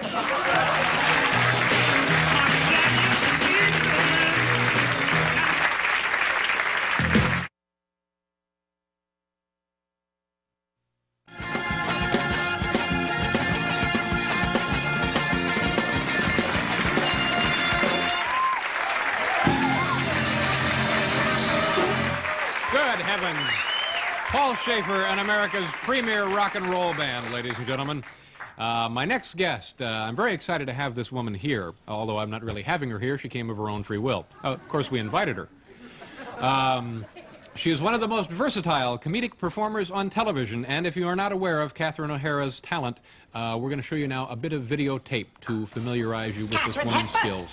And now from SCTV, please welcome Catherine O'Hara.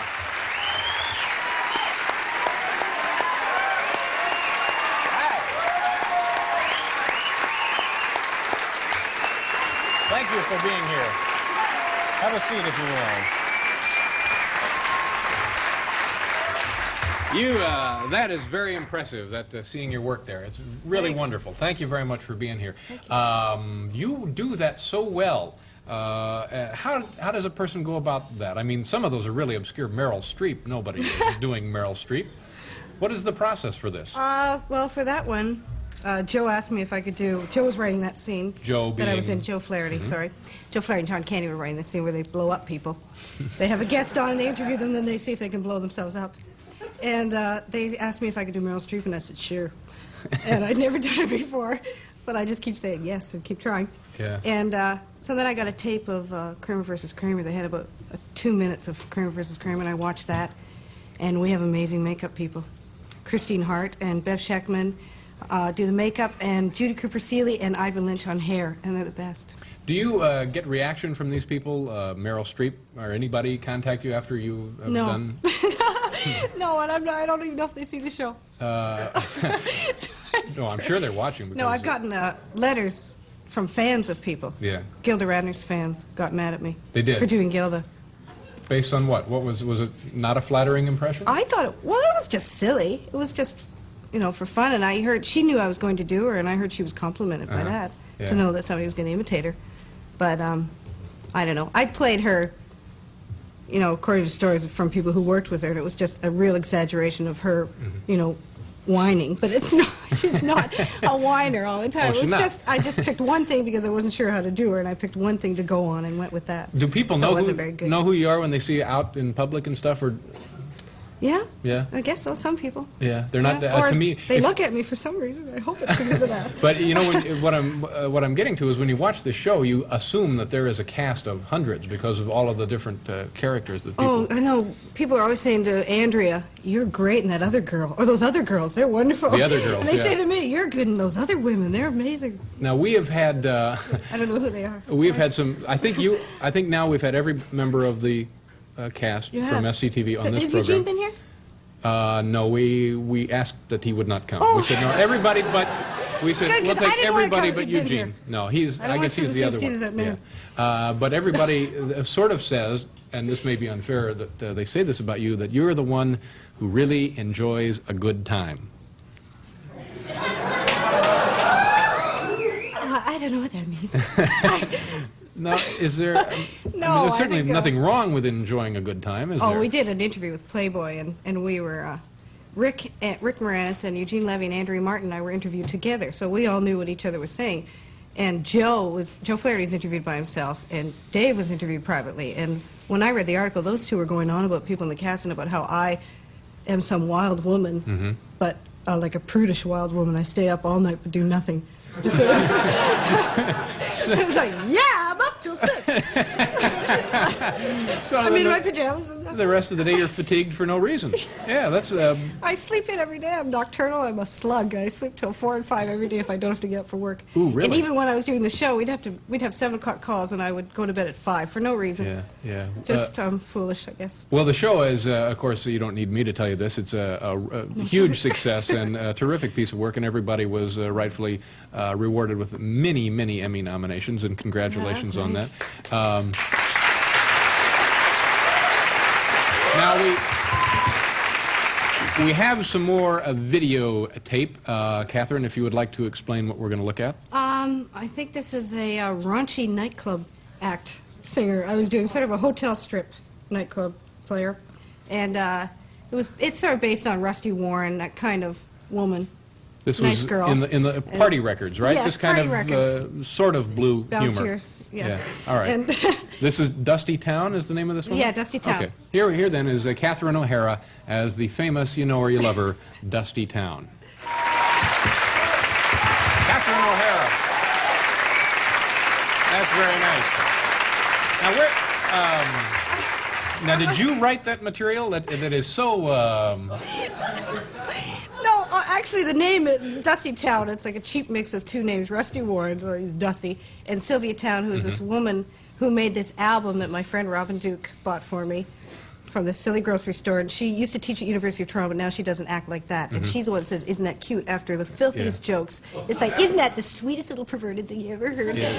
And my dad is the one. Those are almost all my dad's jokes from The Office. Yeah. So. Dinky Withers and Kiss Me on My Upper Lip, My Bottom Sore. And there was another one, What's Your Name, Dear Virginia? Oh, I used to have a friend named Virginia. We called her Virgin for short, but not for long. Isn't that cute? So Dad is a laugh riot at home then, Dad's huh? a nut. Yeah. Actually, no, the honored offer was not my father's. Well, that's terrific. was- That's terrific, and I'm so happy that you're here. And I forgot that Mr. Levy has not been with us, and if he so chooses, we'll certainly be happy to have him here. I have him back. You do? Catherine O'Hara, ladies and gentlemen, congratulations on everything from SCTV. We're going to go away. We'll be right back with Yankee Stadium organist Eddie Layton.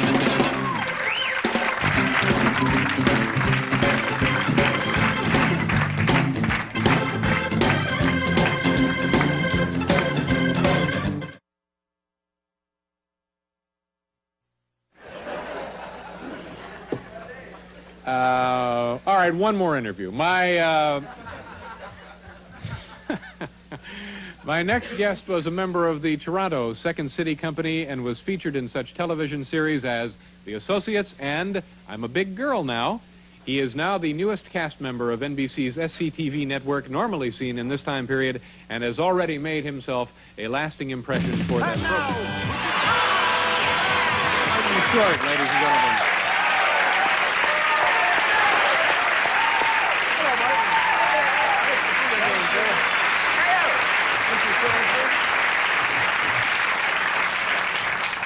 very impressive example of your work. Terrific, Jerry you, Lewis. Dave. How did you happen to get this job, the SCTV position? I'd done Second City for a couple of years with the cast, and I'm just old friends with everybody. Mm-hmm. There's an audition involved? No, just a phone call. They phoned me up and said, "You want to do it?" And I said, "Sure, that would be fun." You do a lot of impressions. Have you always done those? Yeah, always. Yeah. But the thing about that show is that you're forced to do impressions that you don't think you can. Yeah. I mean, and then you see them and you say, "Aha, I can't." No. But sometimes you get the tape and you study it, and then you sit in makeup, and it takes like hours getting, made up for the different people, and you just kind of start getting the voice, and you sit with the tape recorder sometimes, and... Yeah, I would guess you're probably the only person alive doing Pierre Trudeau. Probably not your standard Vegas impression act, Pierre Trudeau. No. And I did Denny Terrio, and it's amazing how few see, people do Denny. There's another one. Yeah. This is probably it's not your And mainstream. Jerry Lester you'll be seeing. Jerry Lester. And London Lee we're very excited about for show 7. So these are, it's not like doing John Wayne. These are really this is not obscure. Rich Littletime with its All right, hits. and you also are a singer, and we're going to discuss that and other things with Mr. Martin Short. First, we're going away. We'll return more than likely.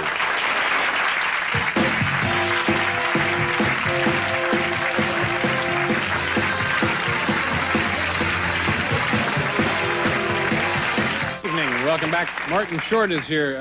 We're talking about your singing career. Yeah. Did you ever actually work seriously as a singer anywhere? Yeah, I used to, in the mid-'70s in Toronto, I used to go on a show called Everything Goes. It was a kind of a 90-minute variety show hosted by Norm Crosby. And it was prime time, and you may be surprised to realize that it didn't succeed that well. Didn't go, huh? No, it didn't go.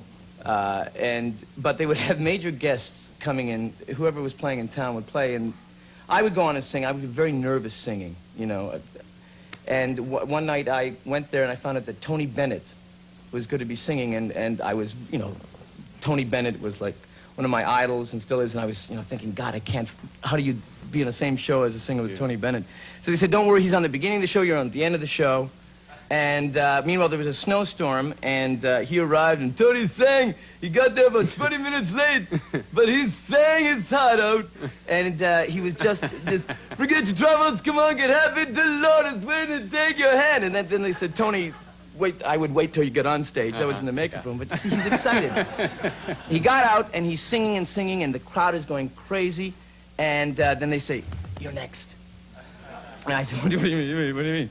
And they said, well, you sing the next song. I said, well, you can't follow a singer with a singer. They said, well, watch. So they set up my chair downstage while Tony was killing upstage. Yeah. He was, I believe Joanna left me! And they're going crazy, and they're setting up my stool down. And I'm, this is going to be great, I'm thinking. And he finishes, and it cuts back to Norm Crosby, who says, thank you, Tony, and now here's a kid who sings real good, Marty Short. And they cut to me, and the music I'm singing, You and I, Stevie Wonder's You and I, and I'm very nervous, and the music's starting, da-da-da, and I'm sitting in a stool wearing kind of like a bad sweater, and I say, trying to be funny, I say, gee, what a spot following Tony Bennett. Nothing. And then I think, okay, that's good. And then I start into the song, here we are on earth together. It's you and me. And already I'm wrong. It's you and I, the lyrics. So, yeah. And then I proceed to forget every lyric and subconsciously break into Tony Bennett's voice while making up lyrics. Truthfully, so it went something like this. Here we are on earth together. It's you and me. Love was made, it was made in heaven too. And just kind of faded and was never asked back. That was my last appearance on the show. I understand. You and Paul Schaefer Paul are old Schaefer friends. was there that night. Paul and I are very, very old friends. Did Paul advise you in any... Yeah, he used to do some of the arrangements for me on that show. And we are old friends. We share a great deal of common experiences, but also we share a love of Frank Sinatra. Right. Now, I have been told that you do the best impression of Frank Sinatra in Canada. That's true. Yeah. I do the... Yeah. That's true. And who would it be in the United States? The United States, I would give it to... Now, Paul Well, does... Joe is good, but I would have to say that Paul... Paul does a good Sinatra? Yeah, and you know, so often in our business, man, and forget that Paul and I were, you know, playing backgammon till 3 a.m., which we were, but let's pretend that we were just meeting today. And this is how two Sinatra fans meet after a distance of time away from each other. You know, Paul, to see you again, it is grand. Hey, Martin, it's a gas for you to be here with us. It's so grand. Well, dare we ring-a-ding the grooving Lord? That's the Sinatra, I guess, as he is As he today. is today. No, certainly not. Let's sing a song for all you doves. Just say hello to a brand new world. A world. All right, enough of that. Uncanny.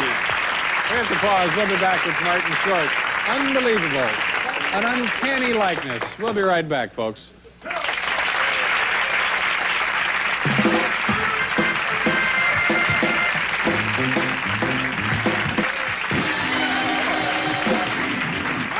Heavens, Martin Short is back, and you just, I enjoyed you and Paul as Frank. Well, thank you. Now, would you have done that if Frank were in the same state? No, absolutely not. I'm intimidated by Frank. Some are intimidated by his father. But I find but you know, it's funny, and so often, we rarely get a chance to, but that's what love is there for. Yeah, that you is see, true. That is what love is there for. Now, are you honestly intimidated by major stars? Horrendous, frightening. Really? I've gotten better, but I used to be really pathetic. A couple years ago, about 6 years ago, I was seeing the royal family here in New York, and I was sitting on second row, and I was by myself, and Katharine Hepburn walked in and sat beside me, and I was like, whoa, Katharine. Should I say something? I won't know, maybe. Well, I don't know. No, I won't. No. So the play starts, and Rosemary Harris is starring, and she's great, and the act one ends with a dramatic diatribe, and she collapses on the ground in emotion. And when I see things by myself, I tend to just, like, turn to someone and say something, and I turned to Hepburn, forgetting it was Hepburn, and said, "Isn't she classy?" And she said, Yes, she is. Well, I know Rosemary personally. And the amazing thing about Rosemary is that she will not hold back in a performance, be it a matinee, very much like Spencer, who abhorred all form of reserve.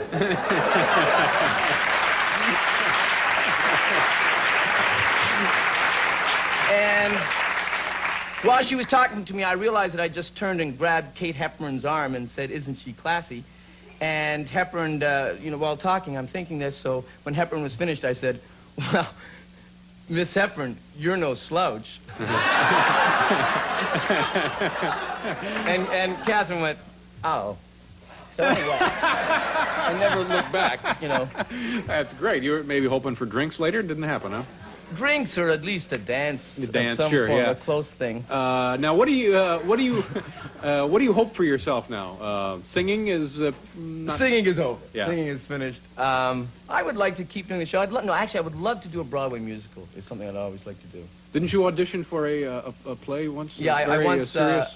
Well, last spring I thought, I'd done a couple of TV series, and I thought, I want to try the real live stage, get back to my roots, and I came to New York and I auditioned for The Tempest for the Public Theater, and they said, "We see Trinculo as Jerry Lewis. Can you read this as Jerry Lewis?" And it wasn't exactly how so I had to, "There's not a bush nor shrub to bear up any weather at all. Wow!" And they went, "Very good." And then I heard a guy go in, and I heard Bill Fields coming through, so they were looking for a different approach with Shakespeare in the Park that year. I don't know if it opened. Continued success with the SCTV. The big Christmas special is coming up soon? Yes. and we'll look forward to that. Thank you very Catherine much. O'Hara will be joining that show again. It will be Terrific. I think, Say hello to the folks there in I Toronto will. for us. Mr. Martin Short, ladies and gentlemen. We'll be right back.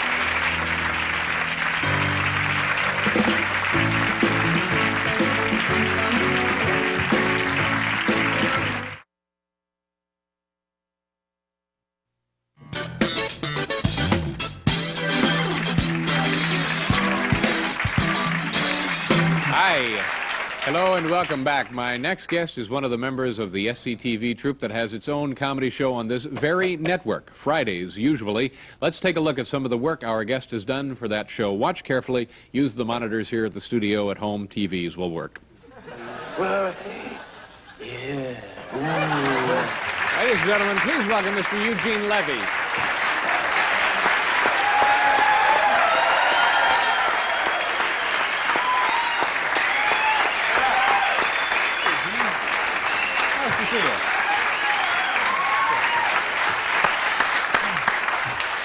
Very nice. good, isn't he? Very good. Very good. Very I funny. always like coming on with an 8-minute clip, you know, because it cuts down on my panel time, and I basically think I'm a very uninteresting person anyway, so I... No, you're a fascinating guy, and we're just about to prove that. Ah!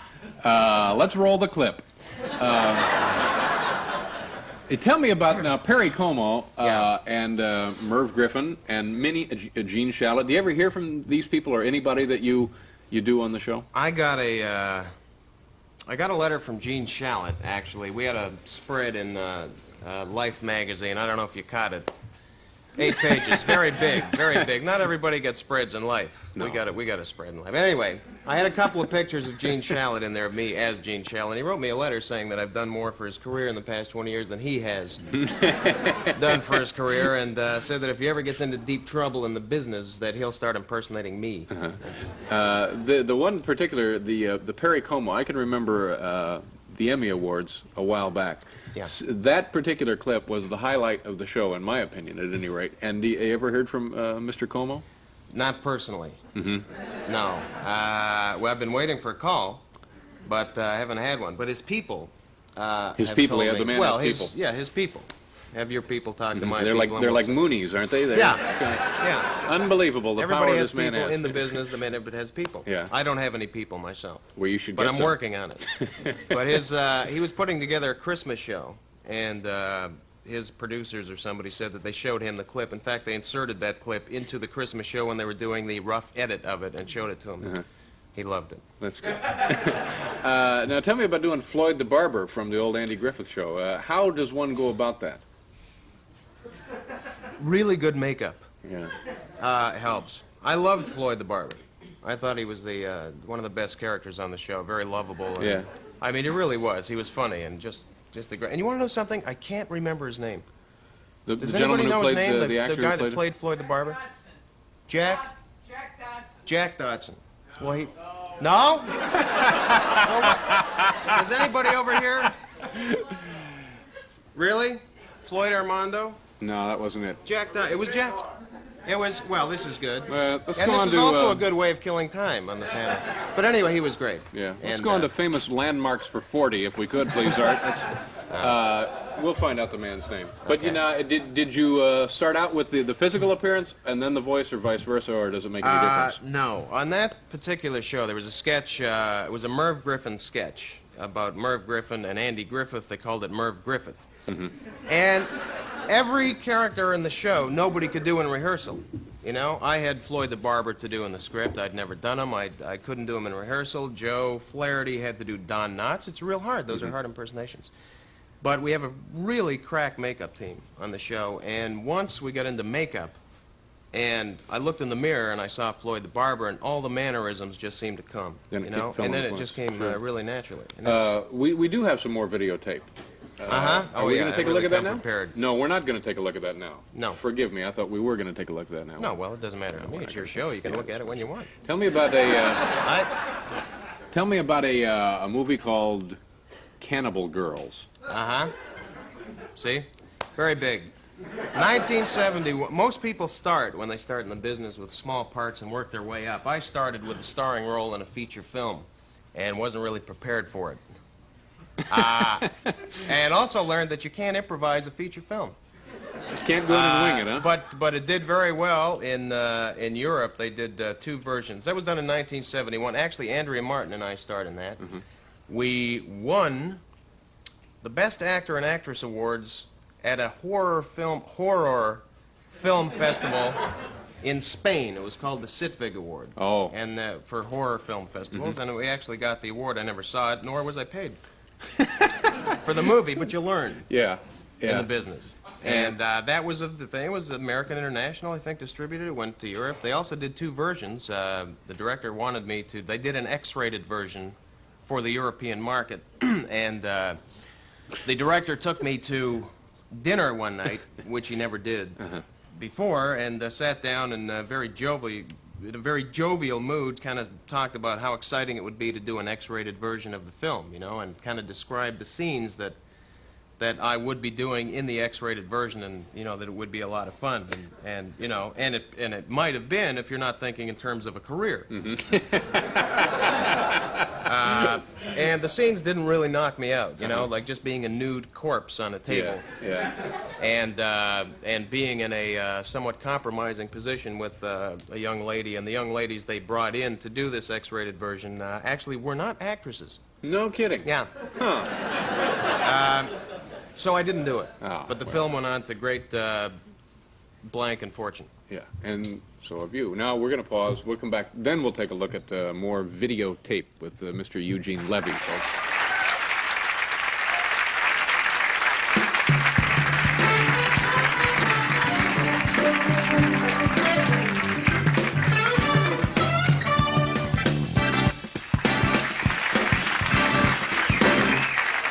Welcome back to the show. Eugene Levy is here, obviously. We got some other videotape. This is from an upcoming This show is on tomorrow night, and it's very simply the premise is SCTV moves their offices to the tallest and thinnest building in the world. A prestige move. Yes, and we decided to do a show without any cheap sight gags, so... Oh, good. We'll look forward to that. So tomorrow night, on this very network, you'll be seeing more of this that you're about to see now. Very funny. Is there any truth to the story of you sending wine back 3 times in an exclusive restaurant? Absolutely true. This was in Edmonton, Alberta. It's a story Rick Moranis loves to tell, actually, because I was with Rick when I did that. Edmonton, in case anybody's not familiar with it, is a lovely town for you people in Edmonton watching, and we worked there for a couple of years. But the wine steward, of course, they're lovely tuxedos and their little wine-tasting spoons, but they are local boys. Edmontonians? And he brought over a bottle of Chateauneuf de Pape, which is usually a fairly good bottle of wine. I'm not a wine connoisseur, but I know a good bottle of wine. And he pours this into his little spoon and sips it first before he pours it in your glass. And he sips it. Ah, I think you're going to love this, Mr. Levy. Pours it in my glass. I taste it. It's a little tart. We got to go away again. We'll be right back.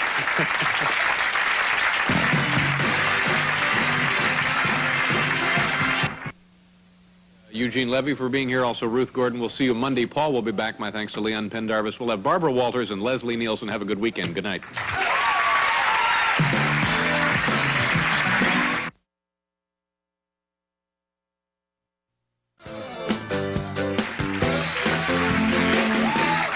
Thank you.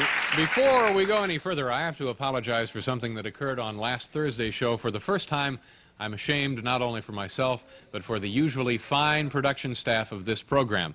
As you may remember, I was talking with Eugene Levy of SCTV, and the question arose of who played Floyd the Barber on the Andy Griffith Show. Now, would you believe it?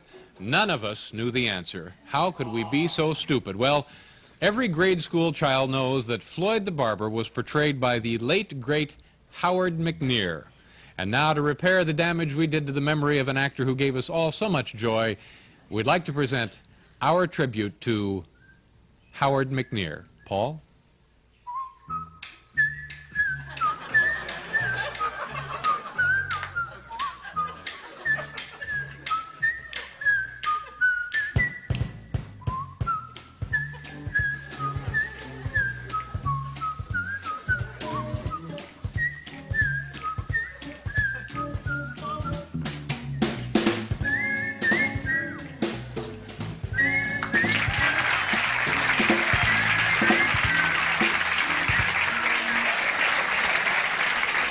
My, what a touching tribute that was.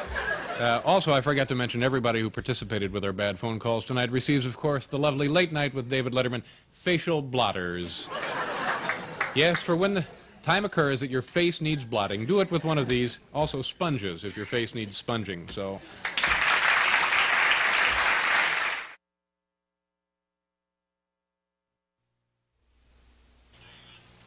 Hi, Paul. You seen John Candy? Yeah, I think he's backstage feeding the goldfish. Feeding the fish? Oh, no. They've been fed twice today already. I've got to stop him.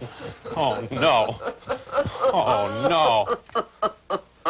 I'm so sorry. Folks, this was only a dramatization. John, these fish are fake, right? That's correct, David.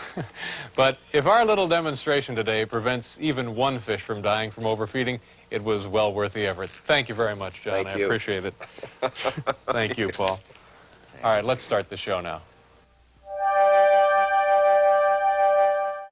Paul Schaefer and the orchestra, ladies and gentlemen. Welcome back to the program. We got a fine show for you tonight. This is what American TV is all about. John Candy is here from SCTV, and we have some tips on how to become a more responsible TV viewer. And my first guest has been compared to Ingrid Bergman, Brigitte Bardot, Greta Garbo, Audrey Hepburn, and the list goes on and on. She is also a very fine actress who has starred in films as Tess, One from the Heart, Cat People, and the soon-to-be-released Exposed. Please welcome Nastassja Kinski.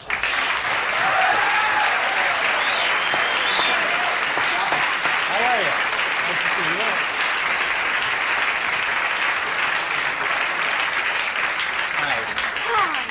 Hello. How are you? I am just fine. Good. Really. You have, your hair is a little different than... It is? It's a little different, isn't it? A little, or maybe it's not. No. You don't normally, or maybe you do you? Of course I do. I don't know. You normally Isn't it have... different? Now, why is that? What happened there? What's the matter with you? Well, no, nothing's the matter with me. Well, maybe there is, but that's... but you have, that's an interesting treatment you've done there. Yes. Well, okay. Well, maybe it's me. I don't know. Now, let me ask you about this introduction we gave you here. You've been compared to Ingrid Bergman, Brigitte. Now, you're going to get hair in there, and you won't want to drink it. How do you know? You know me so well? No, I don't. I'm just... Now, do you mind me? I was just teasing you there a little bit about your hair. Does that upset you?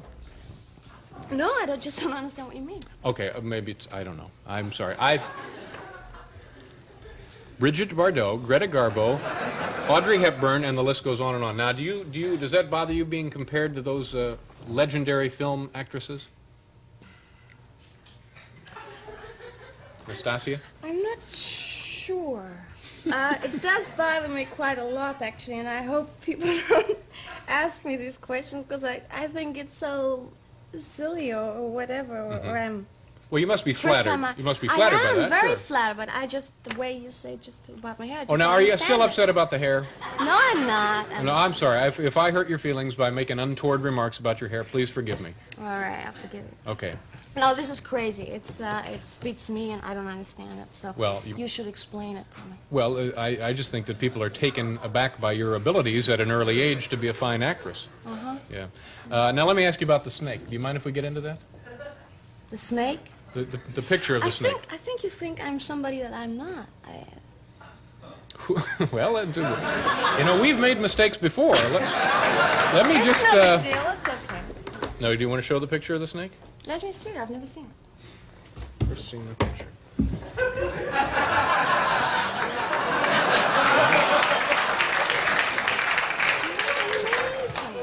Now, see, your hair is a little different, and it's not like that. Let me show the home viewers, as we No, say. she looks like me. If you told me she looks like me, she does look like. Doesn't she look like me?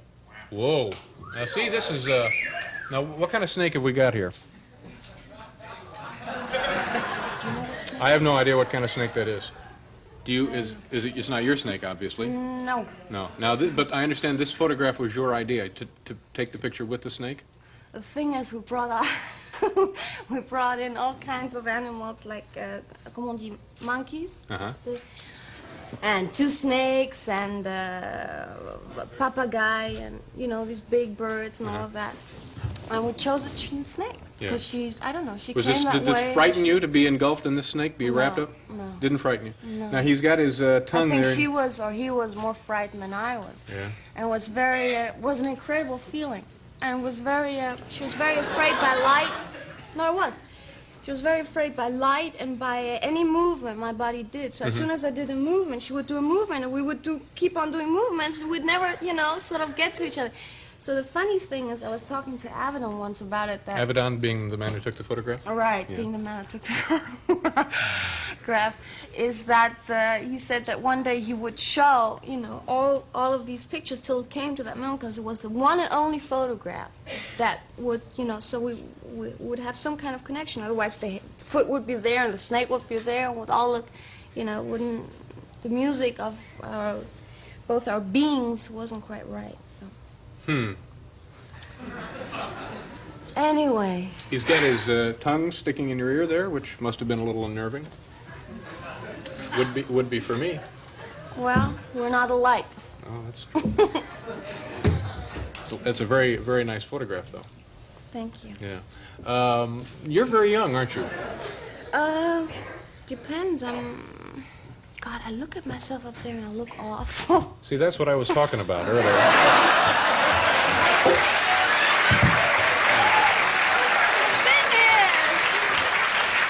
I know, I was watching you. We'll be right back. I was More watching with it. Nastasia.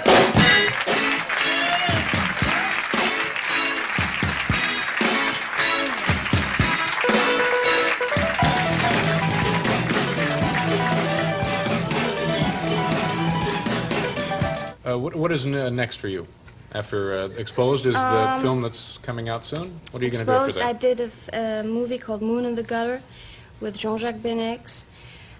He's the director of The Diva. Have you heard of that? Yeah. And Gérard Depardieu, and then I did a German movie, and then just a German movie, and then I'm doing a movie in January with Dudley Moore, and it's called Unfaithfully Yours. So you're very, very busy. Very successful career. Also, December 16th, I was told you have a dental appointment at 10 a.m. Right there. Jack Stewart Kern and Mark Neil Johnson. That's true. That's right. December 16th. Good luck on that dental appointment. Thank you. Nastasia Kinski, ladies and gentlemen. Stay right there. Thank you very much. We'll be right back.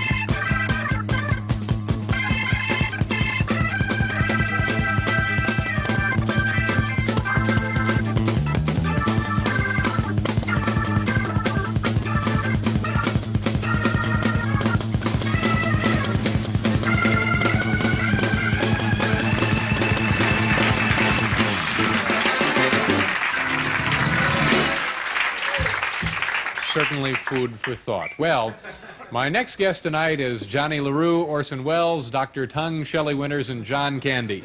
He is one of the leading lights, whatever that means, of the SCTV company, and we're delighted to have him back with us tonight. Please welcome John Candy.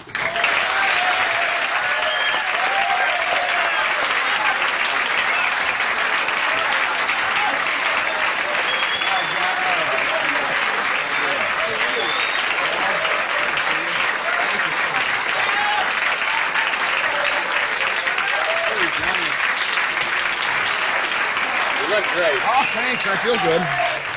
You look great. I feel good. Yeah. I feel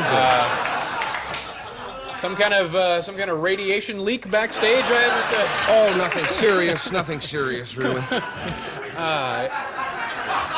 So how you been? I'm good. Good. I'm good. Good. Jeez, that's impressive stuff. You've even colored yours a little bit, haven't you? Yeah, I went for the color on mine. Yeah.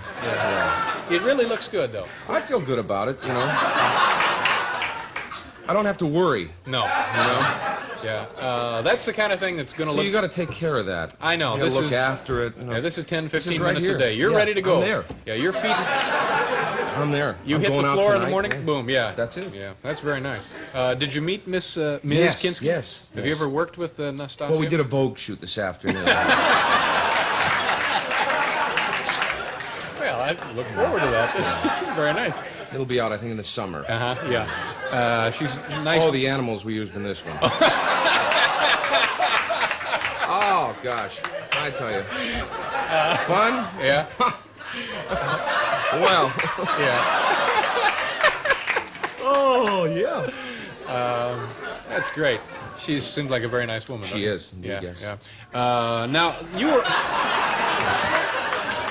you were on this program a while back. And, Yes, I was, with Joe Flaherty. Joe Flaherty. Yes. And once you were on the show, did you get a lot of reaction? Folks call, friends, agents, you get any work? I didn't get any work. Yeah. No. I really thought I would, you know. Barry Sand, your producer. Barry Sand is the producer of this program, also produced your program Yes, for a while. he did. Yeah. Yeah, now he's kind of traveling around. Yeah. He kind of promised some work to me, but I didn't get it. Yeah.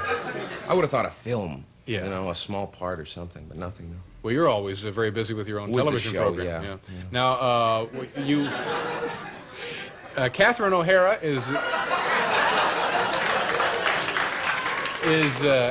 not on the. Is she on the show now or not on? She the did show? the Christmas show, which will be coming up Friday. And no, she left. She left the show. Now, Rick and Dave, Rick Rick Thomas and Dave are doing a movie Dave called Thomas? Strange Brew. So they're not on the show now. They're not on the show. Everybody's kind of leaving. Yeah. It's getting real lonely. But now, if they wanted to come back, would you take them back? Sure. Yeah. Sure. Then we can leave for a while. Yeah. Our producer calls it an open door policy. You can come and go. Yeah. It's, And so you might be going off to do some more projects on your own? if this show pans out, Yeah. you know, I hope maybe somebody will see it and offer me something. Yeah. Well, you're regarded as a very funny actor and do a lot of work, so I wouldn't see any problem. Oh, thank you, David. Jeez. We have some videotape from, I believe, a recent TV show that you were on, the SCTV show. Last week's show. Yeah. You want to explain to the folks what this is about? Well, if you've seen Peter Pan, I think that's all you need to know. And if you like Peter Pan, I guess. All right. So what we're going to see now here is John Candy and some other members of the SCTV cast. I'm stretching as an actor in this one. You're really growing a little bit. All right. Good. We'll look for that. Very funny. I'm trying to pay off my farm. Now that was. Have you ever met Divine? Speaking No. of people, yeah. No, No. we've met Divine, and you were right on the money with Divine. Thank you. Yeah. We have to go away here. We'll be back. John Candy and I, and plenty other stuff. Don't worry. Yeah.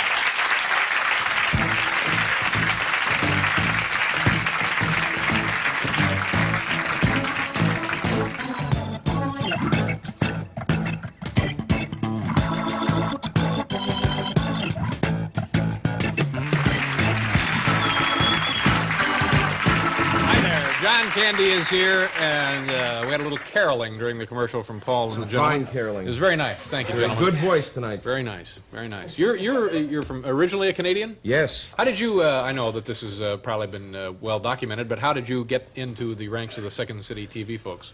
I was hoodwinked by Dan Aykroyd and Valerie Bromfield. Valerie, I know. They yeah. invited me down to a rehearsal.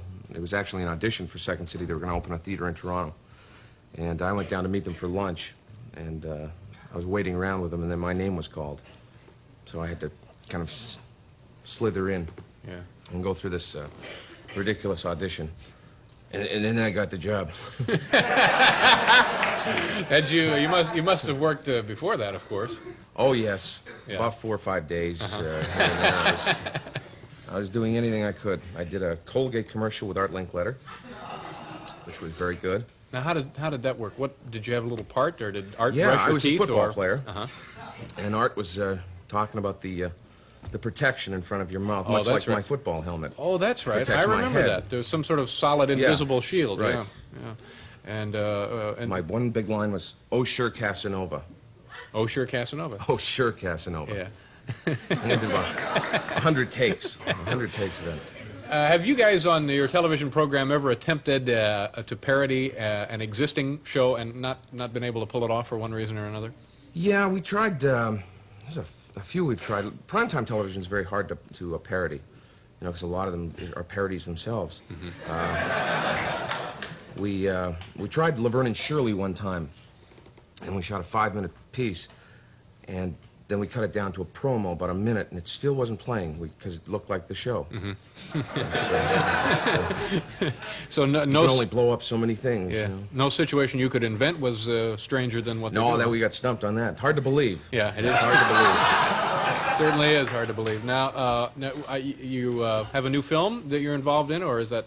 Yes, one coming out now called It Came from Hollywood, and in March, Going Berserk, I think it's called. Going Berserk. Now, tell us a little of each, if you will. It came from Hollywood. There are 4 of us hosting different sections of bad films. We're looking at bad clips, highlights of classic films of the past. My section is on Ed Wood, Plan 9 from Outer Space. That's right. Glenn or Glenda. Fine films. Go out and see that one. Hope you like it.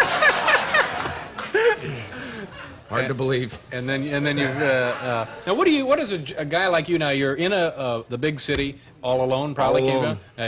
What are you Got gonna a new hairdo? That's right. I'm all set to go out. Now, what would that have? What are you going to do tonight? I don't know. I was kind of hoping I'd tag along with you. Well, I probably have a meeting. But I could wait in the hall. But what would you do for recreation? How would you just approach relaxing?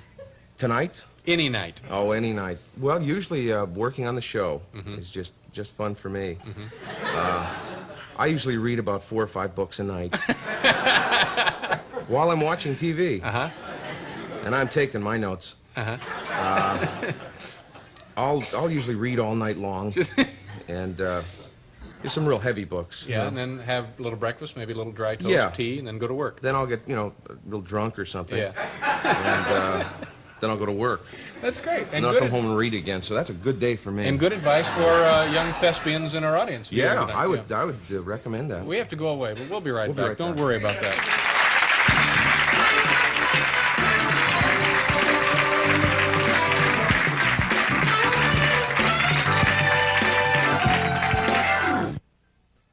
Thank you, Bill. We're out of time. My thanks to John Candy. Thank you very much, sir. Terrific to see you again, sir, and keep up the good work. Thank you very Nastasia Kinski, also, I would like to thank for being here. Bill Wendell and Paul Schaefer in the band. Thank you, gentlemen. Tomorrow night, Dick Cavett, actor Ron Silver, comedian Steve Wright, and a tour of specialty shops in New York. Good night.